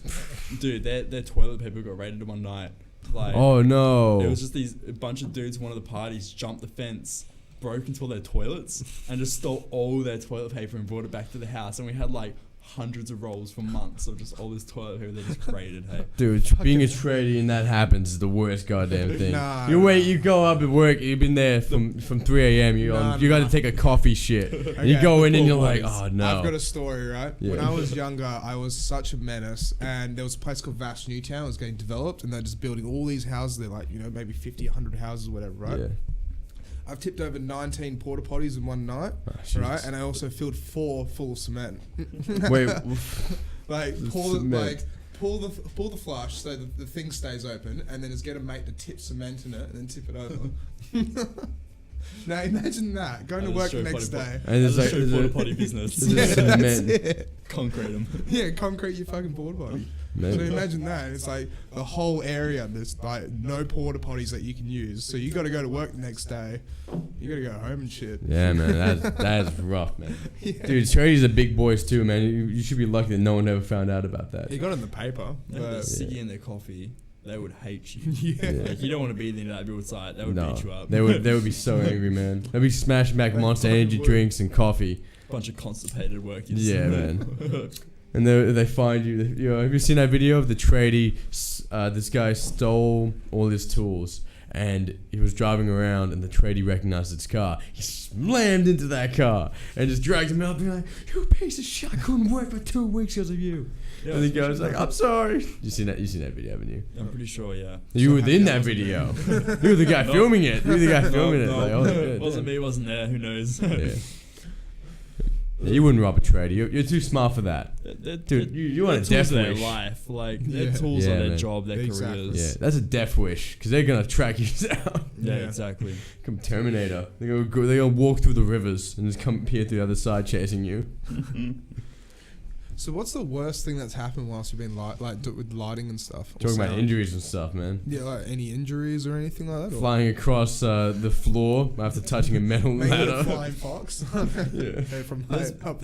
There's been some interesting injuries, and there's been some interesting fuck ups of lights. Like, I think that the worst ones were when I was beginning. Like, I haven't really made any major fuck ups recently. Like, touch wood. That would just come with like, experience, kind of thing, right? Yeah, And, like it was just knowing kind of like learning not to do dumb shit with certain things you didn't even realize was a dumb thing to do. Yeah. I think the worst thing I've ever done with fixtures was when I was at Cyril Jackson and I dropped a bunch of their globes and just smashed a bunch of lights by accident. Yeah, how much was that? It was a good couple $100. Like, luckily their lights weren't intelligent fixtures. They were just, dimmers. They would just go on and off. Yeah. But still, globes for expensive lights are expensive. Injuries though. Damn, Yeah, nothing serious? I've Or? hurt myself a good couple times. I've hurt myself and electrocuted myself a good amount of times. Yeah, because I remember you saying, like, just before we started, how the ladder or whatever, you shocked yourself off It was the ladder? amazing. Yeah. I just literally grabbed onto a 3-phase line pretty much. Fuck. Which is, Yeah. anyone that doesn't know 3 phases, 3 times conventional 3 power. phases, holy shit. Yeah. So That's like a normal standard power cable, isn't it? it's No. 240 times 3. Yeah. Oh, okay. It's Oh, way, okay. There is literally like, you're like, I need to run these 500 watt speakers. Bam. Yeah, not 500 watts, more than that. Yeah, no, way more than that. You Yeah, can like run amp, 1500 500 watts up to amps. 40 watt. 500 Yeah. amps, yeah, into that Watts, range. so. Like 500 amp speakers. That's what the range. Yeah, a big part of what I did when I was studying film, when we were doing lights in the studio, obviously they're expensive, but too, like, lots of, like, electrical safety. Like, we had to go through a lot of electrical safety. You do. Yeah, so, like, 100%. gloves, you need, like, 3 people to take a light down. Like, there's, like, full-on, like, safety. Like, safety's number one for lighting. It's definitely like the amount of Because power. you we hear the work with. crazy stories, like, people dying because, like, a fixture fell on their head. Yeah. Yeah. Yeah. It's just... The amount of, it's surprising how important it is that one little safety chain is like someone's life. Exactly. Like, Exactly. Like you just got to have it. a little story from me because like we'll talk about how it's like, back in the day you can just get up a ladder and you just get up and you do it kind of Yeah, thing. man. Now you got all the safety regulations and all that sort of shit. But when I used to work with my dad doing security way back in the day, I've seen a Sparky, right, with his pliers go and cut a live cable. Whoa. And I'm not even bullshitting, right? It was curled over. It had a tag on it. This was like an apprentice, right? And it bent his fucking pliers like that. It And would, man. It just went bang. I was up a ladder and I was like doing, screwing up bloody a camera. And it's here, this bang, like, holy fuck, like, what's going on? Am I going to die? Like, what's going Yeah. on? And then it's just this guy, he's just sitting in the corner. He's just sitting there like, like freaking his shit. But obviously, like, he's learned his lesson in a way. Yeah, I bet he did. But like, Touch live wires with pliers. but it's just everything's changed now. It's like when I was with my dad, he just get up the ladder, go run the cables, go do that. Yeah, exactly. You got a job to do. You got to do your job. But I can imagine there's so many safety regulations. The amount of steps you got to take. for How many things. people do you have, like, working on lights? Like, Yeah, is when the club is not running, it's closed down, you're setting up a new production, how many people would you have working on that? So it can go from just being myself to Right. having an entire team working with me. Depends Right. on the scale of it. So it's like we could have just myself in there doing some basic rigging, just moving things from left to right. Yep. And that's okay because most of the time when that's happening, all the power's off. All those things Yeah. are off. Yeah. There's no risk as much. It's more like the only risk is that you just Fall off a you ladder. don't follow your rules of like 3 points of like contact constantly when climbing a ladder and things like that. Yeah. But like when we're dealing with like the big shows, most of the time there will be live power because we have to have it on for load-ins, Yeah. and we'll have a team there. If I'm going up a ladder to rig a light and I have to plug it in, I'll have someone at the bottom being like my spotter to make sure of like I'm up there, they're watching out for me, they're watching the ladder, they're watching the cables, they're watching it above me, behind me, everything, and that's a very crucial part. And you can focus on the electrical safety. Yeah, exactly. I can make sure I've got my gloves on, or I'm not touching certain cables, or if something seems a little bit sketchy and I might be off, and I remember to tap it with the back of my hand, not the front of my hand, so my muscles don't lock up. Like it's all those little Yeah. details. No shit. Yeah. Because that's one of the most dangerous parts. People with electrical shocks. Yeah, is that's that something you don't think about. They very grab often. it. They'll grab lots of things with the front of their hand first up, and if they do that, your muscles contract, and then you you hold on to it and just keep getting voltage. And that's how a lot of people that die makes, from it. Yeah, that makes so much sense. And Yeah. I've also You been see a told as lot well, happen. never two hands as well, because it'll go straight through your heart and kill you. Right? Yeah. Yeah, sometimes. Yeah, like let's be real. Electrics can kill you no matter what. Like you just touch them the wrong way, they can fuck you up. Yeah. But yeah, Lightning bolt, man. Lightning. yeah, exactly. Like it also depends on like what earth you have. Like if you're earthed or if you're not earthed. Yeah. Because that Big can difference. depend on where the current runs through or where it goes through your body. Is it just like one type of earth as well? Or is there multiple types of earthing things and stuff like that? That's pretty much the same thing, really. It's just a point where power can run to. Okay, so is that actually what it is? Because you know how in cars, like when you run subwoofers and speakers, you got to like just scratch some paint off of underneath the seat or something like that, and just like attach it to the chassis, kind of thing. Yeah. But then, so with that, you actually have to plug it into something that will earth it. Kind of, So right? it's like a house. So say if like a house gets struck with lightning, it will go through the building into the ground. Because all houses, like you'll find it on the side of your building, they've got a tiny little green wire that literally just runs to a metal pole in the ground. Okay, and it's just to make sure that the power has a direction to go to, because it wants to find, it's like water, it wants to find the easiest path. Yeah. And it's the exact same for most things. It's like, it's just the easiest pathway. It's like the backfall for it, you know? Yeah. Like, you can have your positive, negative, and you got to have somewhere where it can go to. Yeah. So, in talking about grounding, have you ever had anything short on you or anything like that? Yeah, shorts happen all the time. Yeah. Like all the time. But lots of our, like all our equipment actually, all the power has RCAs, so they instantly will trip. If there's too much of a power surge, or if it's like goes negative or anything like that, like it will trip and stop it and won't let any more through. Thank God. Yeah, that's good then. Yeah. What about smoke machines and like strobe lights and stuff like that? Because like I remember like going to Caps once and like you just hung up so many strobe lights. It's so hot on the stage, but wouldn't that draw so much power as well? Yeah, so lots of the strobe lights need to be run on a minimum of 10 amp circuit, and lots of them we can't run many strobe lights at all. Like I've got to be really careful. Each one has to have its own dedicated circuit. Yeah. Like because if I put 2 on 2, it will trip it like instantly, because strobes draw so much power. Yeah. They're so bright and so powerful. Yeah. And isn't the similar thing with smoke machines as well? They draw quite a bit, or are they low? Smoke machines are pretty average. Like they don't really use too much power. You can run most smoke machines. You can probably like run 2 or 3 in your house. Yeah. Like just off your walls.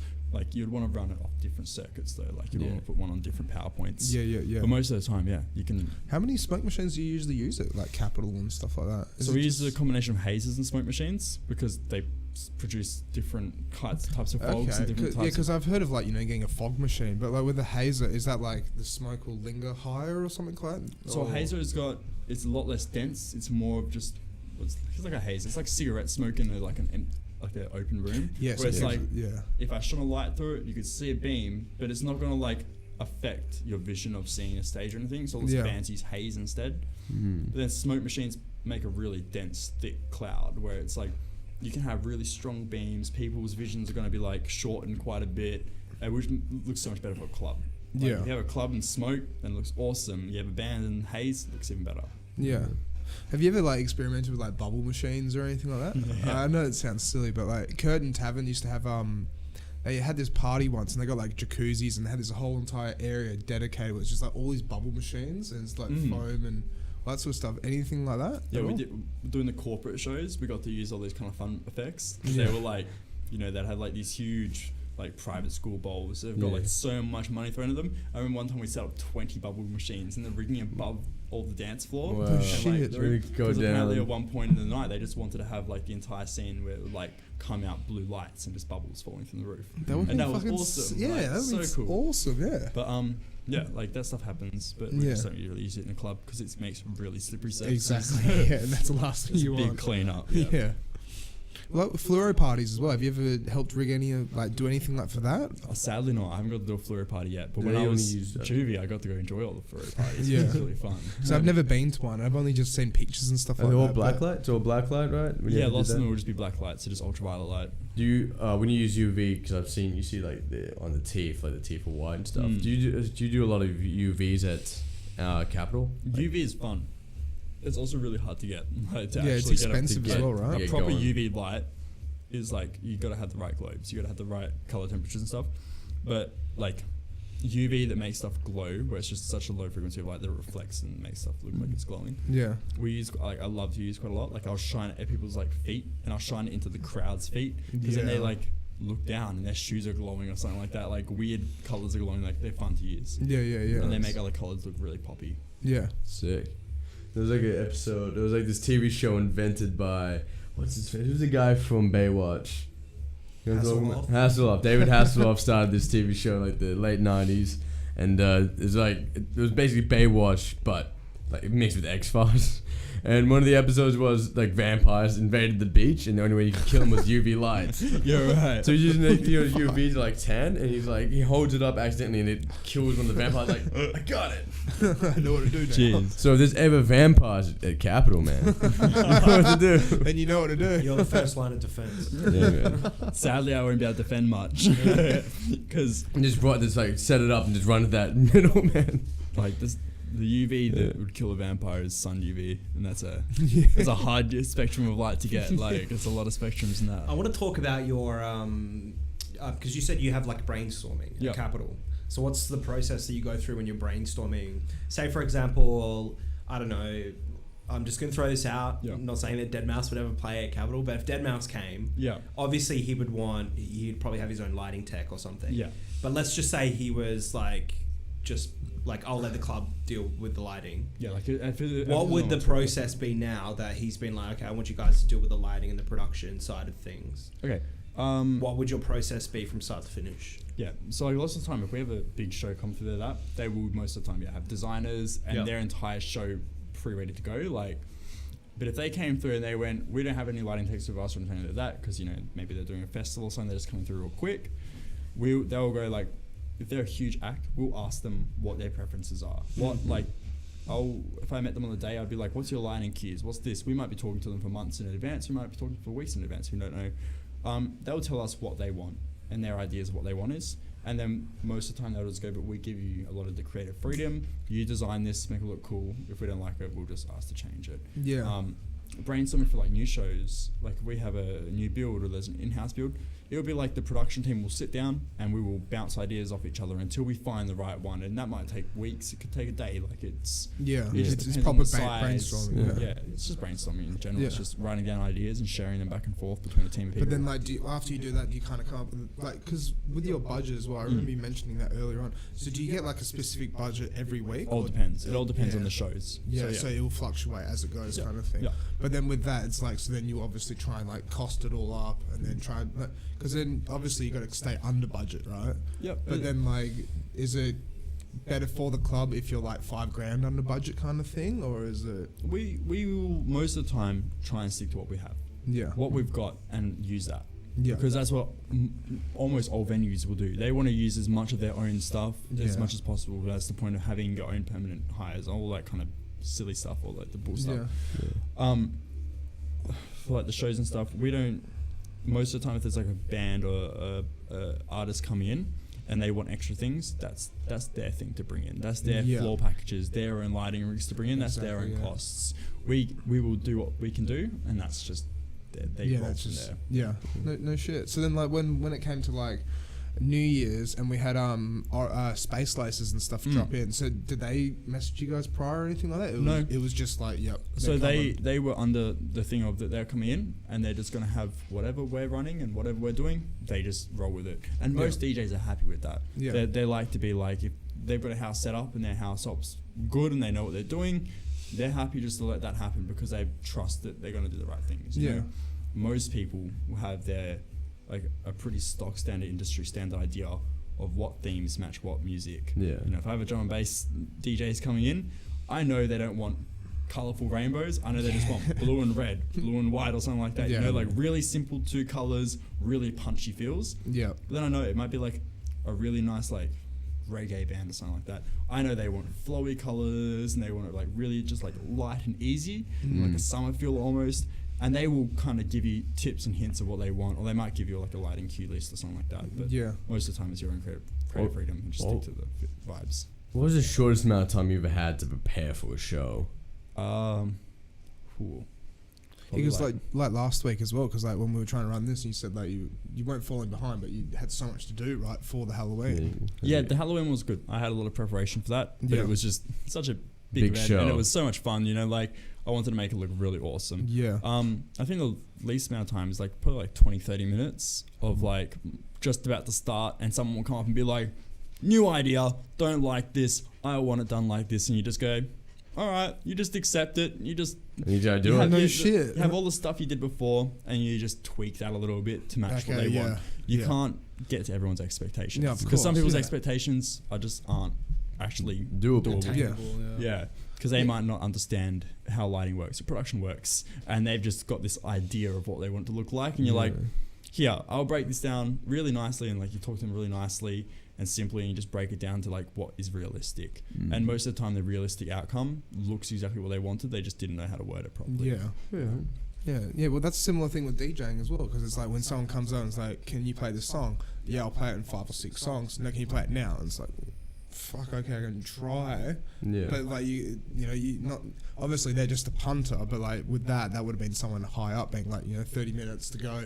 All right, new idea, let's do it. And then you just got to think on the spot. That's it. You always like I will always definitely agree with them. Like I'll be like, of course, like I want their show to look exactly how they want their show to look, and I'll do my best ability to make it look like that. So if it means I've got 30 minutes and they want me to reprogram, fuck it, we'll sit down there and we'll reprogram it for 30 minutes. But before doing that, I'd be like, just so you know, I'm going to keep this one like this, just in case we can't get all these steps done in time, because there is a time limit, and like exactly everything, certain things take longer to program. Yeah, and you don't want it to stuff up when you're actually doing it. Yeah. Sorry. No, continue. God damn it! I'm just too into it tonight. Can you program during a show? Can you even program during? Yeah, you can live program. That's a lot of club shows. Yeah, it's more like a busking show. So it's like you're on the streets. If you're like busking like around public, you got to kind of tweak and change the show. It's kind of like being a DJ as well. Yeah, playing to the crowd. Club feels, and so it's like the same. We busk for most club shows. So like most of them, I'll be performing it live and reprogramming stuff live as I go. I might be like, I really want this color chase to happen, and so I'll do the color chase, but at the same time as doing it, I'll record what I'm doing, and then stock it again, so then I can be like, all right, I'm gonna use that chase again, I'm gonna use that effect again. And How long do you actually spend doing that? Like, just like during the day or whatever, and just like, okay, that looks cool, save that. That looks cool, save that. Like, or do you just have them all pre-saved kind of thing? There's lots. I have like what I call my basics pre-saved. It's like what I know I feel really comfortable I can run a good show with. Yeah. And I can add to it. Like I always have something that I can build on, because I don't really like just having everything pre-organized, because then it can be too sterile. It might look like too like automated. Like it might not match stuff properly. And so it's like I'll have basic. There'll be a pan. There'll be a tilt, and there'll be a circle for movements. There will always be like red, green, and blue, and most likely pink and yellow. It's like always has a palette there. Like all the essentials will be in place, and then you can just build from them and make them more intricate. Yeah, true. Yeah, true. Do you like art back in high school? Are you a very arty guy? What a question. I mean, because I was thinking about red, blue, and green. Oh, the color wheel. You know what I mean? That's like a key. Like I never went to high school ever. I was homeschooled and went to like TAFE and stuff. But luckily, being homeschooled, Mum was really into her arts and really loved her drawing and her the color spectrum. Like I grew up with my stepdad, who was a painter and owned his own painting business. So there was like always that kind of thing, and I always learned about color spectrums and what I like the primary colors and what matches to what and what blends to what. How blue looks great with orange. Blue looks great with pink. No, I'm joking. No. Does it actually? Because I'm going to start pushing that. Yeah, blue and pink is a great mix. But anyway. Orange. Pardon? Blue and orange. No, I just I use a lot of ambers. I like ambers a lot. Yeah. Have you ever managed to get like a purple and orange laser at all? Because you know how like standard lasers are always just red and green, but like our laser, one of the lasers we run, actually it can do any color in the spectrum. No so shit. From like almost ultraviolet. Well, that's why they call red. it RGB, red, green, and blue. They'll have three lasers, red, green, and blue, and then they would just change the intensity of each one to create a different color, right? And just make sure that the beams hit each other at the exact same time. Yeah, that's right. It's like mixing paint. I don't actually know. I'm just guessing. No, it's pretty much that. There's a bunch of iodes that hit mirrors, and the laser beams bounce off the mirrors, and they're just they're just leveled, and the intensities of them, all the right levels that they can blend the colors together. No shit. Yeah. It's the same Create with like illusion. LEDs in your computer screen. Yeah. Like it's just 3 different like red, green, and blue, and then they just light up at different intensities to create color. Was that the laser that you mounted upside down or whatever? And it got the mold in it. Oh, there's been plenty Just of ones heaps, like yeah. that, Yeah, because when you were telling me about that, I was like, lol. Yeah, I love it. It's great when you come across funny fuck ups and riggings and like people's mistakes that they just might not even clicked onto in the first place could even be a problem. Like it changes so frequently. Yeah. So where are you up to on your VDJing? VDJing right now. How much have you played with? Like how much? I've played with. Have you done a show yet? No. I don't particularly want to become a VDJ, like a VJ. That doesn't really seem like something that I could fall into. Right. If anything, I'm wanting to really nut down my MIDI mapping and get really good at running lighting shows through a MIDI controller, so I can do it manually while DJing. Because that's my that would be pretty cool. Is DJ and light at the same time from the same place on stage. Is that what separates the men from the boys in the lighting sort of in the sort of AV world? Is that multitasking? All yeah, the time? exactly. To be able to do that. I think that's Is that why you want to play with the Recordbox Lighting? As much of the skills I can get under my belt is just the better opportunities you're going to get. Like if you can do 20 things and this person can only do 5 things, of course they're going to choose you because they know if this thing breaks that you could fix that as well. Yeah. And I think that's like one of the biggest keys of it. Where would you see yourself? Like because like in the pathway you're going, like where do you reckon you could see yourself in 5 years, 10 years, or like where would you want to be, kind of thing? Yeah, it's such a hard thing to even see because like my personal preference to be is like in the next 5-10 years. Be running festivals and hopefully by then be doing touring shows and like being able to fly around be a roadie around the country and not such a roadie but become a lighting designer of that gets hired by an actor or a band to design their show and tour with them for their show and run it for them so they can go immaculately. I can imagine there'd be so much money in doing that as well, and it'd be so much fun. Exactly, just touring around. A lot of work though. But yeah, if you have the sound abilities as well. And the lighting abilities, that would make you the perfect production manager, essentially. But you have to be really good. You have to have amazing organizational skills. Yeah, that's and be able to function on 3 hours of sleep. Yeah, exactly. Can you do that already, man? I'm pretty good at it now. Yeah. The zero sleep thing has become very good. Yeah, it's a lifestyle. I've gone pretty good at the long days and the long waits of you might be working for a good 16 hours and get ready to go back to work in 5 hours. Go home have a shower and that's it. Yeah. But that's what happens in hospitality and like the behind the scenes of actually like running the show and stuff like that. Yeah. And it's just no sleep. Would you count DJing and lighting tech and sound tech as hospo? No, I'd say it's you would. Do you reckon? Yeah, because I'd say it's more entertainment side of hospo, but it's still. Well, I'd just call it entertainment, but I'm guessing you're rolling entertainment into hospo. Because I mean, like a nightclub it's a hospitality venue kind of thing. I've always seen hospo as like restaurants. Fast food, hotels, taverns, that kind of thing. See, I wouldn't have thrown hotels into hospitality. I thought that would have just been more like. Well, I think hospitality is in trying to be hospital to you. Paint that broad, and like a zoo is like a zoo comes under hospitality too. Yeah. Because they have park patrons and well, it's entertainment as well. They put on shows. And I feel like it's a very broad category for things. Like Macca's is hospitality. Oh yeah, Macca's is like I feel like any restaurant, it's like anything that gives to people kind of thing. Like a DJ is giving something to people, and like Max is giving something to people. Like it's just all under that one category. Exactly. Of, like, that's pretty beautiful. Looking after and caring for people, pretty much. Hey. Yeah, basically. Yeah, giving them what they want. So that's a really beautiful way of looking at the world. DJs and McDonald's. We're all together. It's all one circle, We man. really are. Like Macca's looks after the DJs whole strong enough they finish a set. Yeah, that's true, man. Or the local kebab shop. Thank God for 24/7, right? Exactly. Yeah. Shit. Man. No, it's good. Do you so you really enjoy what you're doing, man? Yeah.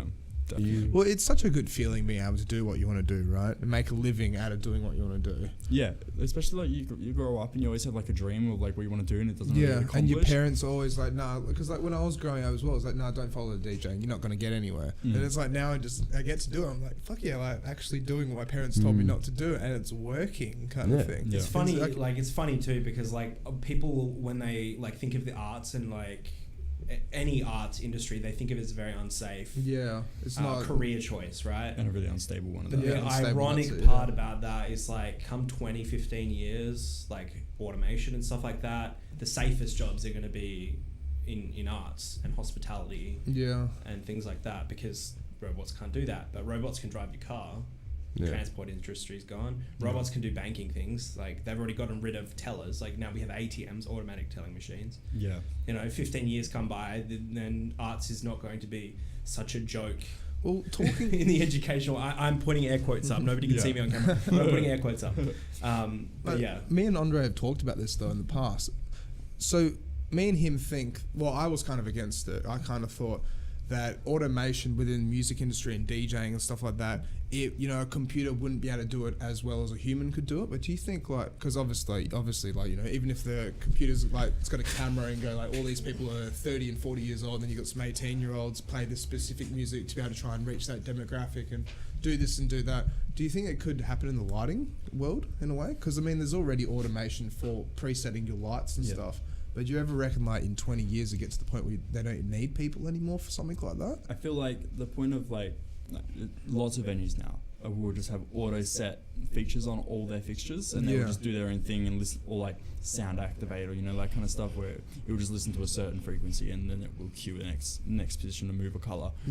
I feel like the point of always having a lighting technician running their shows is that if the DJ wants to stop the music and they want to stop everything and they go, yo, bring the lights up, I want to see the crowd, I want to take a photo, it can happen instantly as soon as it gets said. And I think that's the main thing, is just that having that human interaction to troubleshoot problems if it happens. There's someone to Have you ever had that where a DJ's like, stop the lights? Like, I actually had I've got one. stories about that as well. I had a cursor show with that actually. Right. I remember that. Let's not name names, but remember, like, he got up there and he was like on the microphone, you just turned it down like, fuck you. Man. Did someone jump in the crowd up? We've had so many stupid things. Like, they would just get on the mic and they'd be like, yo, Mr. Light Man, bring these lights up for me, I want to see my crowd. And I'm just sitting there like cringing, just like, who the hell are you? Like, you're just a local You're DJ. wrecking your show, but okay, sure. Like, we've had some rappers do that. We've had some DJs do it. The DJs are the best one, especially the ones that are like up and coming, playing like an opening set, and they start requesting like they have like, and I'm like, oh boy, you don't. I'm gonna do it. It's hard though. Like, I'm gonna do it to make this look good for you. If you're a DJ and you're like halfway through your set and the crowd's really loving it and you're like really hard, it's really hard to hold back. Like, you get that huge ego, right? I feel that. Like, out of the couple sets I played, it gets real good when the crowd gets real pumped into your stuff. You just want to communicate with them. You want to thank them almost for what they're doing. Just having that level of energy kind of thing. Because that's what I mean as well with like Andre and Anton, when they get up on the Capitol and Andre's bouncing around, he's really getting into it, and I see you up there and you're just like fucking getting into it as well. It just it adds so much like excitement, energy, everything, atmosphere, just the whole thing. It's like the love and the energy from your personality, like it will always flow even stronger to it when you're giving it your best. So like, exactly, if I see the DJ really vibing with it, that will most of the time make me really vibe with it as well, which I'm like, this is just pairing so much nicely. So nicely, but the one thing like I can imagine you'd hate is when someone's just up there and just pressing play kind of thing. They're barely doing anything. It's just they're boring. And it's like, how can you interact with all the lights and everything and make it look so good? But then they're just like, and that's it. And like that's it. When a DJ doesn't understand not just playing the exact same BPM continuously, and they'll go, I'm gonna play 72 BPM for the next hour, and then I'm only gonna jump into 85. They can't expect too much, because we have the same limitations of effects we can do for that BPM as well. Like, we could do every single thing, but it might not look as good. But if you is there a tap to BPM thing? So we figured all my chasers, I can literally just like tap a button and it will move. Oh no shit! The lights just like the tap buttons on DJM. Fuck yeah, that's alright. So that's how they do it. The VDJ software that I've used, there's like a timer thing, and you can like reset it, and it like goes on 4 beats. Well, just mentioning about the energy and excitement levels, like, do you ever find sometimes that you like get left behind in a way when it's, say, for example, Andre's DJing and goes from like 80 to 110, then 110 to 120, and then 120 to like 150 and 150 all the way up to 175 again, and then halves it and trying to keep up kind of thing? They can screw my head so hard sometimes. Because like, also, I can't predict what the next DJ's going to cut into. Like, it could have this crazy build up, and they could just be pulling a beam on me. They might just want to do a false drop. Like, they're going to build it up, false drop, and build it up again. and I might be not in the zone enough or like not paying attention. I don't know what they're going to do. God, that would be the worst for a lighting tech. Yeah. And then the fake drops. Yeah, it goes to a fake drop, and I just like drop this hectic amount of lights into it, and it goes quiet, and I'm like, oh shit, cancel that, Pull everything back. Yep. Oh shit. And like I've gotten good now, like saving that, of like making it, like knowing what to do to cover up my mistakes. Like if I do a false, like they do a false drop and I accidentally drop the lights to it, I now know what to do to like backstep from that and make it look like I was purposely trying to do that. Yeah, like and that's cool because it's like, whoa man, these like DJs and lighting techs are so in sync. They're doing the false drops together. yeah, exactly. As I've had a couple of people do that. They're like, how do you understand what's going to come next? And I'm like, It's like just do it. It's alright. it's like, bro, I'm actually God. Telekinesis. Do you ever find sometimes as well, like, you know, so you know how at Capital we all get up on stage sometimes and there might be too many people. Do you ever find that a bit worrying, obviously, with the equipment and everything like that? Because, I mean, obviously it is your job kind of thing, but... That's a big shout out. Shout out to DJs. Watch your friends. Okay, like, keep them small or keep them off. Like, it's a hard one because you don't want to seem like the arsehole going up and be like, I don't want your friends on stage. Yeah. But you also got to watch out for your stuff because the friends don't understand stage builds. They don't understand the industry. Well, exactly. They're just there getting fucked up, wanting to have fun and like. I feel like we should have a center of talk at attention. some point about DJs bringing their friends up. Yeah, that'd be a good question. It's a great question. Because I feel like that's very like, well, like some people don't care and some people really hate it. Yeah. Well, like perfect examples that night. Like I don't care about the guy. I think I'm not mentioning names, but I just think he was a bit of a tosser, right? But it's just like when you put like it was with the milk crates and stuff like that. But then you put like it's like that thin bit of wood up there. Yeah. And it was built for 2 people, Yeah. Andre and Anton and the others, Yeah. right? And then there was like 6 or 7 dudes up there, and you went up and was like, dude, get off my stage. There's like 5 dudes up there, you know. It's gonna break. Like you're all gonna fall through. You're all jumping up and down. I can see, and I was at the side, and it's like bowing like that. Yeah, like. And then the guy was the biggest piece of shit to you, and I was just saying like, what the fuck? Would you get security in at that point, man? There's lots of times where I've been like, I've needed to call on other people to come and help because, you know, there's only so much I can do. Like I'm a pretty small dude, and I'm not like particularly built. I don't have a very intimidating like look or anything. So I got to go up there and be like, yo, ask them respectfully, and like I can be more like enforceful and be like, no, get off now. Like you need to listen. But then at the same time, sometimes they just don't care. Yeah. They just want to disrespect you. They don't think you're anyone. And so that's when you do have to go like call some help, manager or security, and be like, can you just come get these people off? Like I tried to explain to them this many times, and they will understand most of the time. And see, that's the biggest problem is because when alcohol's involved, you know, you got some drunk monkey So up there hard. with a bowl of Grey Goose, and he's just wasted. And it's like, dude, your set's finished. Get off the stage, and they're not willing to listen. But you're like, dude, I fucking work here. Get off the stage. Oh, right, yeah. It's a whole bottle of Grey Goose, huh? At a nightclub. These dangerous games. Have you is there any with the repairs to the CDJs and the equipment, the actual DJ equipment, does it happen? Because I mean, obviously, like, you know, I've been up there and all the lights turn on, and it's just like a grease of smoke and the smoke machine stuff. But does anyone ever really spill drinks or anything like through it, or like it happens all the time? All the time, like because I get like a lot of the time now, like if there's something that happens, like everyone knows that most of the time I'll be the only person there, so just message me or give me a call or something, and I'll come and fix what your problem is, pretty much. Yeah. And there's like lots of times where cue buttons will go dead because some patron has spilled a drink on the side of the CDJ, and like we have spares and stuff like that, but they're so expensive. there's only a limit to spares, how many spares you can have, and like. Because I remember you saying once as well, it's like something happened to one of the CDJs, and you're like, we've got the last set in Amplifier, and if something happens to that, we've got no DJ equipment, kind of thing. Yeah. It's happened before, like where like people might like, you know, some DJs just don't care about their friends being up there, or they just don't care about the equipment enough, and they break it, and it gets to a point where it's kind of like you can fix something and you can't fix something for someone, because if they're really screwed themselves over, it's kind of like, well, I'm not going to go take away from someone else's set because of you being too sloppy with just being decent about it. Like I've just recently had to go around and we just put signs everywhere, like every single set of DJ decks in the venue now says absolutely no drinks. Like, do not have drinks up here. There's ones that would be like maximum number of friends allowed up. Like it's you have to do it. Have you ever had a patron break like a really expensive piece of gear? Yeah, they love ripping out cables. Right. They just screw up the back of mixers. Let's quickly talk about that guy from America. What? Like they put their hands up and like pull it out.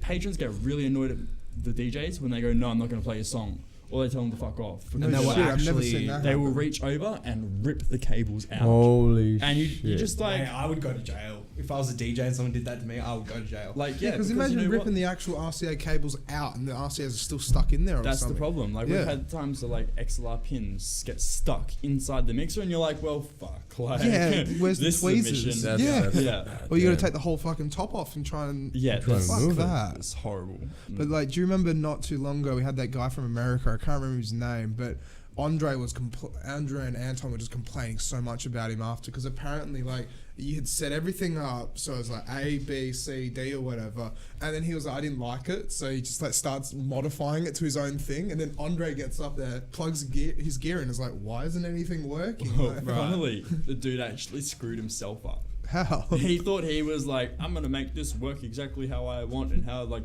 inputs everywhere. He did that and then confused himself and couldn't figure out how Which to get it back. American DJ are we talking Oh, about? I can't remember his I name. can't even. I don't He's got a even beard. remember. Right, so That's all I he's know. obviously not that big. Then. Yeah, he's Nah. not that huge, but he's there, you know. Yeah. And yeah, we ended up having to actually give him help to get everything running, because Damn. also he just didn't care enough about his set that he was that wasted. He just couldn't brainstorm and troubleshoot the problems for himself. Like, Plug the RCA into the line in. yeah, like I'm sure if he was Is sober, it line in or line out? I can't remember. Maybe phono will They work. used to get me all the time back when I was like in high school. it's Yeah. still the worst in the pitch black. Yeah. And like they look the same, so you just plug in, you're like, why? Especially because like where I used to work as a video editor, we used to have like a bunch of these like SDI, like big racks of like rendering equipment. Basically, you have to plug Yeah. SDI cables into them, and all the cables had marked like in and out on them, but you had to plug the in cable to the out and vice versa, and it always confused the shit out of me. So I would forever be behind these huge racks of like video rendering equipment, like just fucking changing cables left, Yeah. right, and center. It's so annoying.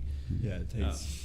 It's horrible. Have you ever had anyone ever plug RCAs into the phono whilst like just Oh, yeah. because like it just makes a loud screeching sound, Yeah, doesn't it it? just either gives static out, or it just clip it, or it just won't make any noise, or Yeah. just screw or But fry have something. you ever had that in a live situation kind of thing where No, some idiots actually, ever done that? I haven't yet, which I'm Thank really fuck for thankful that. for. Yeah, because fuck that. That would be. I've had so people get bad. really confused with it before because they plugged it in there and tried to play tracks, and they're like, "We won't play," and I have to come down and be like, "Lion," and they're like, Oh, that's what that right." does.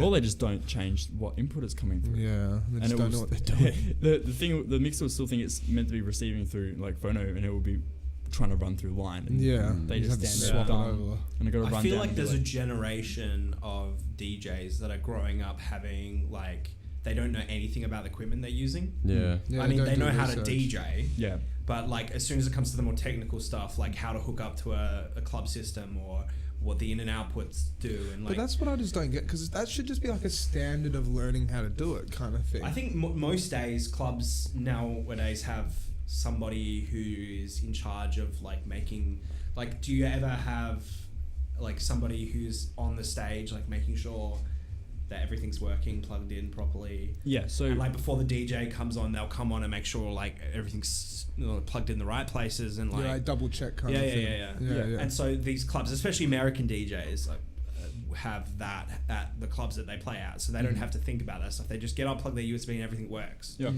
Because somebody behind the scenes has done it before they've come up. And I feel like that's probably what happened to this guy. So we sound check and test everything. Mm. Like before we even open, I go up and I will load my USB. I'll link all of them to that USB and I'll test it in each one as well to make sure it loads. Yeah. And then I'll go through and I'll mix and I'll like test the effects and everything to make sure they're gonna work to their standards. If like that doesn't work, then we're gonna fix it before it even gets to the point of them having a I'm problem. still confused about this guy. Like, what? Like, did he didn't like the fact that it was set up in a certain It's way? just so So- funny. Like, so dumb. I mean, it was working, was it not? I think one of the biggest problems was his linking. He didn't like which decks were playing what. So he wanted deck 1 to be here, and then deck 3 to be here, and then deck. Does it really 2 matter to at be the here. end of the day? It's No, like, it really doesn't. No. It's just the people that get a little bit too wasted and get really finicky about what they want, and they try and be dazzlers, and they just Yeah. they end up shitting on themselves because they just take it too far. Yeah.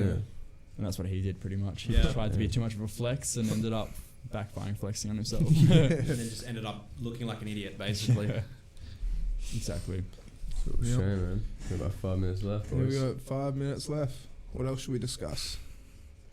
I don't know, man. Jay, where are you from, man? Were you born in Perth? Yeah. Really? Born and raised in Perth. Oh, beautiful. What part of Perth? Give us your address. Yeah. Where do you Phone What's number, your social security? bank account details. Give us everything. What are those 3 numbers in the back of the credit card mean again? Can you show me? CCV? What's that stand for? Yeah, no, I was brought up out in the Wheat Belt.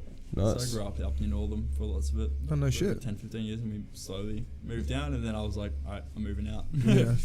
Do you like the Wheat Belt, or do you like the countryside, or nah? I did, and then I got really sick of it because after being out there for long enough, you realise there's nothing out there. Yeah. Do you feel like you're more of a city person then? Yeah. Yeah. Because some people come to the city and all they ever want to do is go back. Yeah. God knows why, but Well, I assume it's just a different sort of lifestyle mentality. You know, there's Yeah. only so much the city can offer you, I think. Well, that's true, but that's that's like comparing Perth to London or something. Like Yeah, that. exactly. It's like completely different. Yeah, Even though exactly. it's kind of the same thing. It's like 3 times, well, not 3 times, like 50 million versus 2 million. Yeah, exactly. Yeah. what London? London's like 8 million. Yeah, 8 million. It's the So same. I It's the think same that's- size as Sydney, I think. Yeah. Yeah. But that's what I mean, though. So That's what I mean. We're going to stop underestimating Australia. Like, yes, we're low on population, but a population density in the cities is big. Yeah, the Yeah. city. That's what I'm saying. Perth is the same size as the 5th largest city in America. Yeah, and I what's the think we density of our city? That's what I mean. By Yeah, But I density. know by yeah. density. Oh my god! Here we All right, go. we're gonna have 50 this kilometer debate. radius from the city centre. What is the same size as the 5th largest It's state? the same of size America? as Houston, Texas. Oh really? Yeah. So what? 50 kilometers by the city. Yeah. From the city centre, From the city center. a 50 kilometer radius, the amount of people in there, Perth is the same size as this is Houston, why Texas. you need a webcam. No, I know. I'm telling you, people are constantly like, oh, it's such a small place, Perth. It's like, not really. Like, we're in like the top 50 like cities in the world, biggest cities in the world, Yeah, and there's a fuck ton of cities in the world, there are. and top 50 is like nothing to like Yeah, screw your nose up at. well, kind of. It's like That's what Australians like to do. They like to like underplay the like size of their cities. It's like, nah. This I'm Well, just no, saying, it's like, like we compared to- are compared to we are Italy, big- compared to We are Rome. behind because of culture reasons, not because of population reasons. yeah, that's what I mean. Well, And logistics, like these big shows that they need to like bring all the like the production Yeah. over, like so Yeah. expensive Well, it's to just get. the So that's cost. really- and the Yeah, logistics. that's It's fine. just But that's going. why I'm saying we need to like move forward, move forward, not because of that, but despite it. Yeah, the build up and whatnot. Yeah, The I'm gonna stop fucking ranting. It's fine. It's fine. No, dude, I like. No, it's good. Jay, what do you think about Perth? What do you actually think about Perth? Like, what can we improve on? Like, I mean, have you been? Have we you just, been we over just need east? to improve. We had this everyone's, conversation before, like Yeah, I like, know, like, but have we you- just need to make people smarter in Australia. We're all just really stupid, and No, I I say that agree. about Amen. myself as well. Like, Yeah. like Everyone's got their dumb moments. Yeah, I feel like. And that DJ, like the DJ fucking around with his DJ tag and destroying his line. That sounds pretty dumb to me. Yeah, okay. Like we got to question some of America's moves, but Yeah. yeah, we've always been a country that's taken the best from different areas. Yeah, Yeah. 100%. we just steal everything from everyone else. We It works to a point. I think it works. I think we just need to. Do you think we need to develop our own identity then? Because you said But how we're do willing to consume. We're willing to produce we're unwilling to produce anything, but we're very willing to consume other niches and fads. So, do we have to be like Japan? Just close ourselves off for 200 years and develop everything? And I just still can't believe they made dancing illegal in 2014 or whatever. No, Yeah, they legalized repealed it. They legalized Yeah, dancing. they legalized Yeah. it. What do you do when you go watch a band? You have to stand there. You start dancing. From what I remember, their reasoning behind it, the reasoning behind banning dancing. Shines a light on Yeah. you, like you get the fuck out. You need to stand afloat, but no dancing yeah, in here, mate. the lead singer stops the show. A sound guy shine the light on like on him. the front That door, motherfucker says was no dancing. You audience, you know what to do.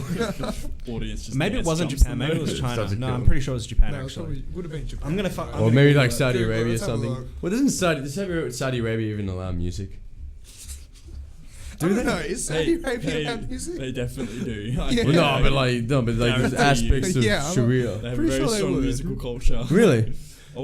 Almost every culture has a very strong musical Exactly. influence. Music brings everything together, kind But of. there are aspects of those cultures where music is very much frowned upon. Yeah. You know? Well, no, I'm just But saying. they're probably Yeah, so what's communist Japan? country. So it was a 67-year-old ban Yeah. on dancing. 67 What was it? year old Did they ever say man why? That dancing. is a seriously long time to dance. 67 years they weren't allowed to dance. That's some real That's footloose And it stuff. was, I don't know what year it was repealed in. This says 2016, doesn't it? Imagine instead of footloose, it's about Japan.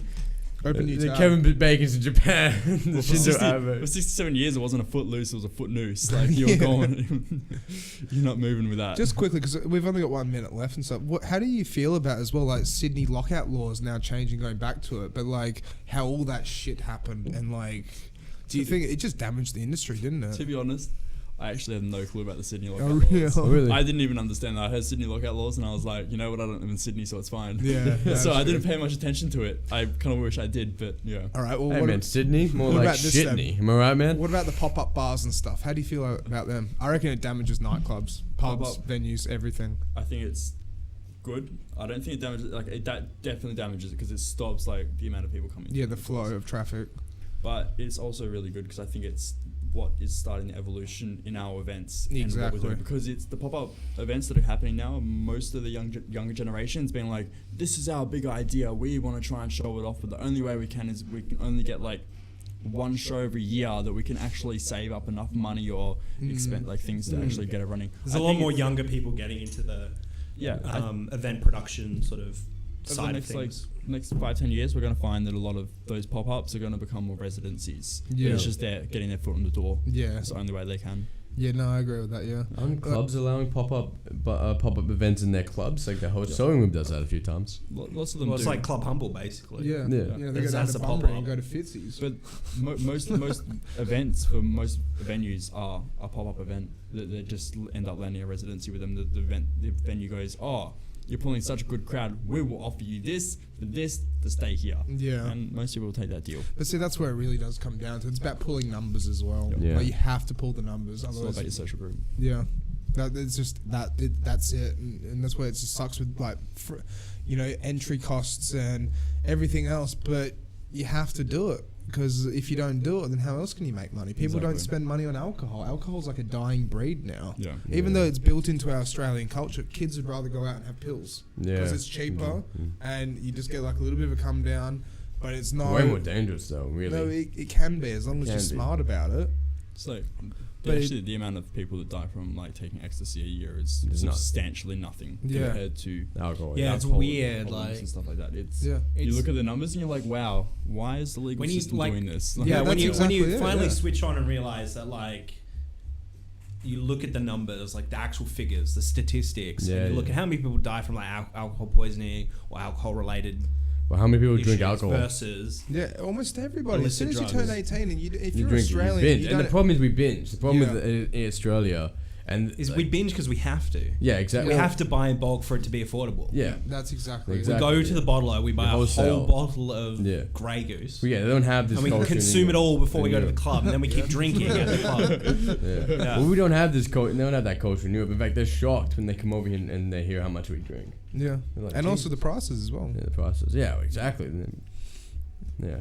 What was the thing we need? Yeah. And it's funny that like all this like taxation and the fact that like you go to America, you can buy fucking like alcohol from like a pharmacy. Yeah, Yeah. go buy a $2 pack of smokes. You can only buy it from a bottle shop here. But I have talked to some American friends of mine, and they think it's weird that we have drive-through bottlers. Yeah, I've They're like, heard that is really dangerous. And I'm like, Yeah, that is Oh, wow, you that's- sell alcohol next to like baby food. Like, Yeah. come on, like. But that's the thing. It's been like, obviously, it's always been around alcohol. But with America, they had the population where it's like, they legalized it. They saw how much damage it was doing to the people and everything, trying to make it in their bathtubs and their basements or Yeah. whatever. But then when they just like made it, I guess it's always been dirt cheap. Decided not to tax it. Then it's like you get to that level of like, well, I know I can go and buy 4 bottles of Smirnoff for $20, but I don't want to because I know that's gonna be silly. Like, Yeah, well. What's the Scandinavian drinking laws? I heard they only have about 3 bottle-os in Sweden. Like Sweden only has something like 7 or 8 bottle-os, What the fuck? and they're closed on the weekends.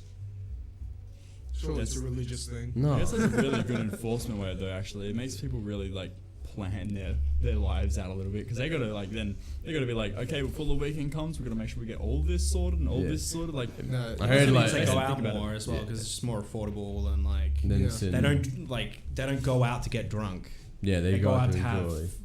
have a good time. Yeah, But exactly. see, that's what's so silly though, because like I think that if they decided to stop taxing alcohol in Australia, right, then what would end up happening is more people would go out, kind of thing. If bars could charge cheaper drinks because alcohol's cheaper, and then they wouldn't have to do these stupid entry And then they fees or they wouldn't have to do entry fees. Like and then you can make imagine going to a club and affordable. just not having to pay an entry fee.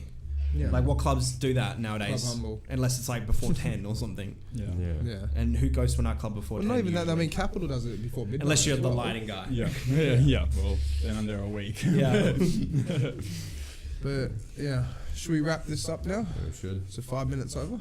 It's good. All right. Well, Awesome. thank you, Jay, for coming on. It's Thank been you so much for having Do me. you want Yeah. to plug anything, Jay? Yeah. Do you have Plug you have Amplify, any man. shows Plug Capital. or- gigs, your Yeah. Do you Instagram want to plug your account? SoundCloud or I don't know? All right, definitely. We'll quickly plug. Plug, We're gonna plug, plug. awesomely get into Capital over these next couple of weeks for the last of Death Disco. Yeah, They booked 100%. awesome shows. We're gonna have sick DJs from like like interstate and local DJs coming in and performing awesome It's shows. going to be an end of an absolute era. It's gonna be amazing. 12 years, 13 years of doing that every Saturday. You know, Andre's only ever missed 4 Saturdays out of those 12 years. Wow. 4 Saturdays. Like, that, it's just hectic. It's going to be very interesting to see what happens after. Very interesting. Yeah. Yeah. Anything else? And my Instagram. Go hit up my DJ Instagram, Tulip, which is 2. Don't worry about saying it. I'll link it in the description. He'll chuck it up there. Yeah. Go follow my Instagram. Hit my SoundCloud up, Tulip as well. Yeah. Come watch me play a set sometime. All the links would be down in the description. And where would Sounds people find you usually? Obviously, like doing the lighting at Capital, but if they would watch a set, because you said earlier on you do back-to-back sometimes with Rovio. Yeah, and sometimes stuff? I might jump in at Amps and hit back to back. So you might catch me like after I close up in Capital, or go in there, play some wubs or something, Yeah. fuck some people up, or you might just catch me on different sets around the place. I just Yeah. kind of catch the drift and. Do you have a DJ name? Yeah, it's Tulip. All right. There you go. Yep. So yeah, watch out for those tulips. Yep. Nice. All right, Damo, thanks for coming on. Yeah, it's always a pleasure. Doing your thing. Yeah. And Mitch, Thank you, Jay. Thank Thank you, Mitch. Thank you, Alex. I'm not shaking your hand. Just thank you, everyone. There it is. Oh, I'm sure the mic loved that. Oh yeah. Well, I loved it. So that's what matters. Yeah, that's what Bump matters. it up. I'm just looking at the red lining and just being like, ooh, it's a spicy little. Anyway, Right. Thank you, Mitch, as well, for doing the cameras and No problem. doing your thing as well. No. And this is the Infra-Red podcast, episode number 6, and we are signing off. Much love. Ciao. Catch you guys.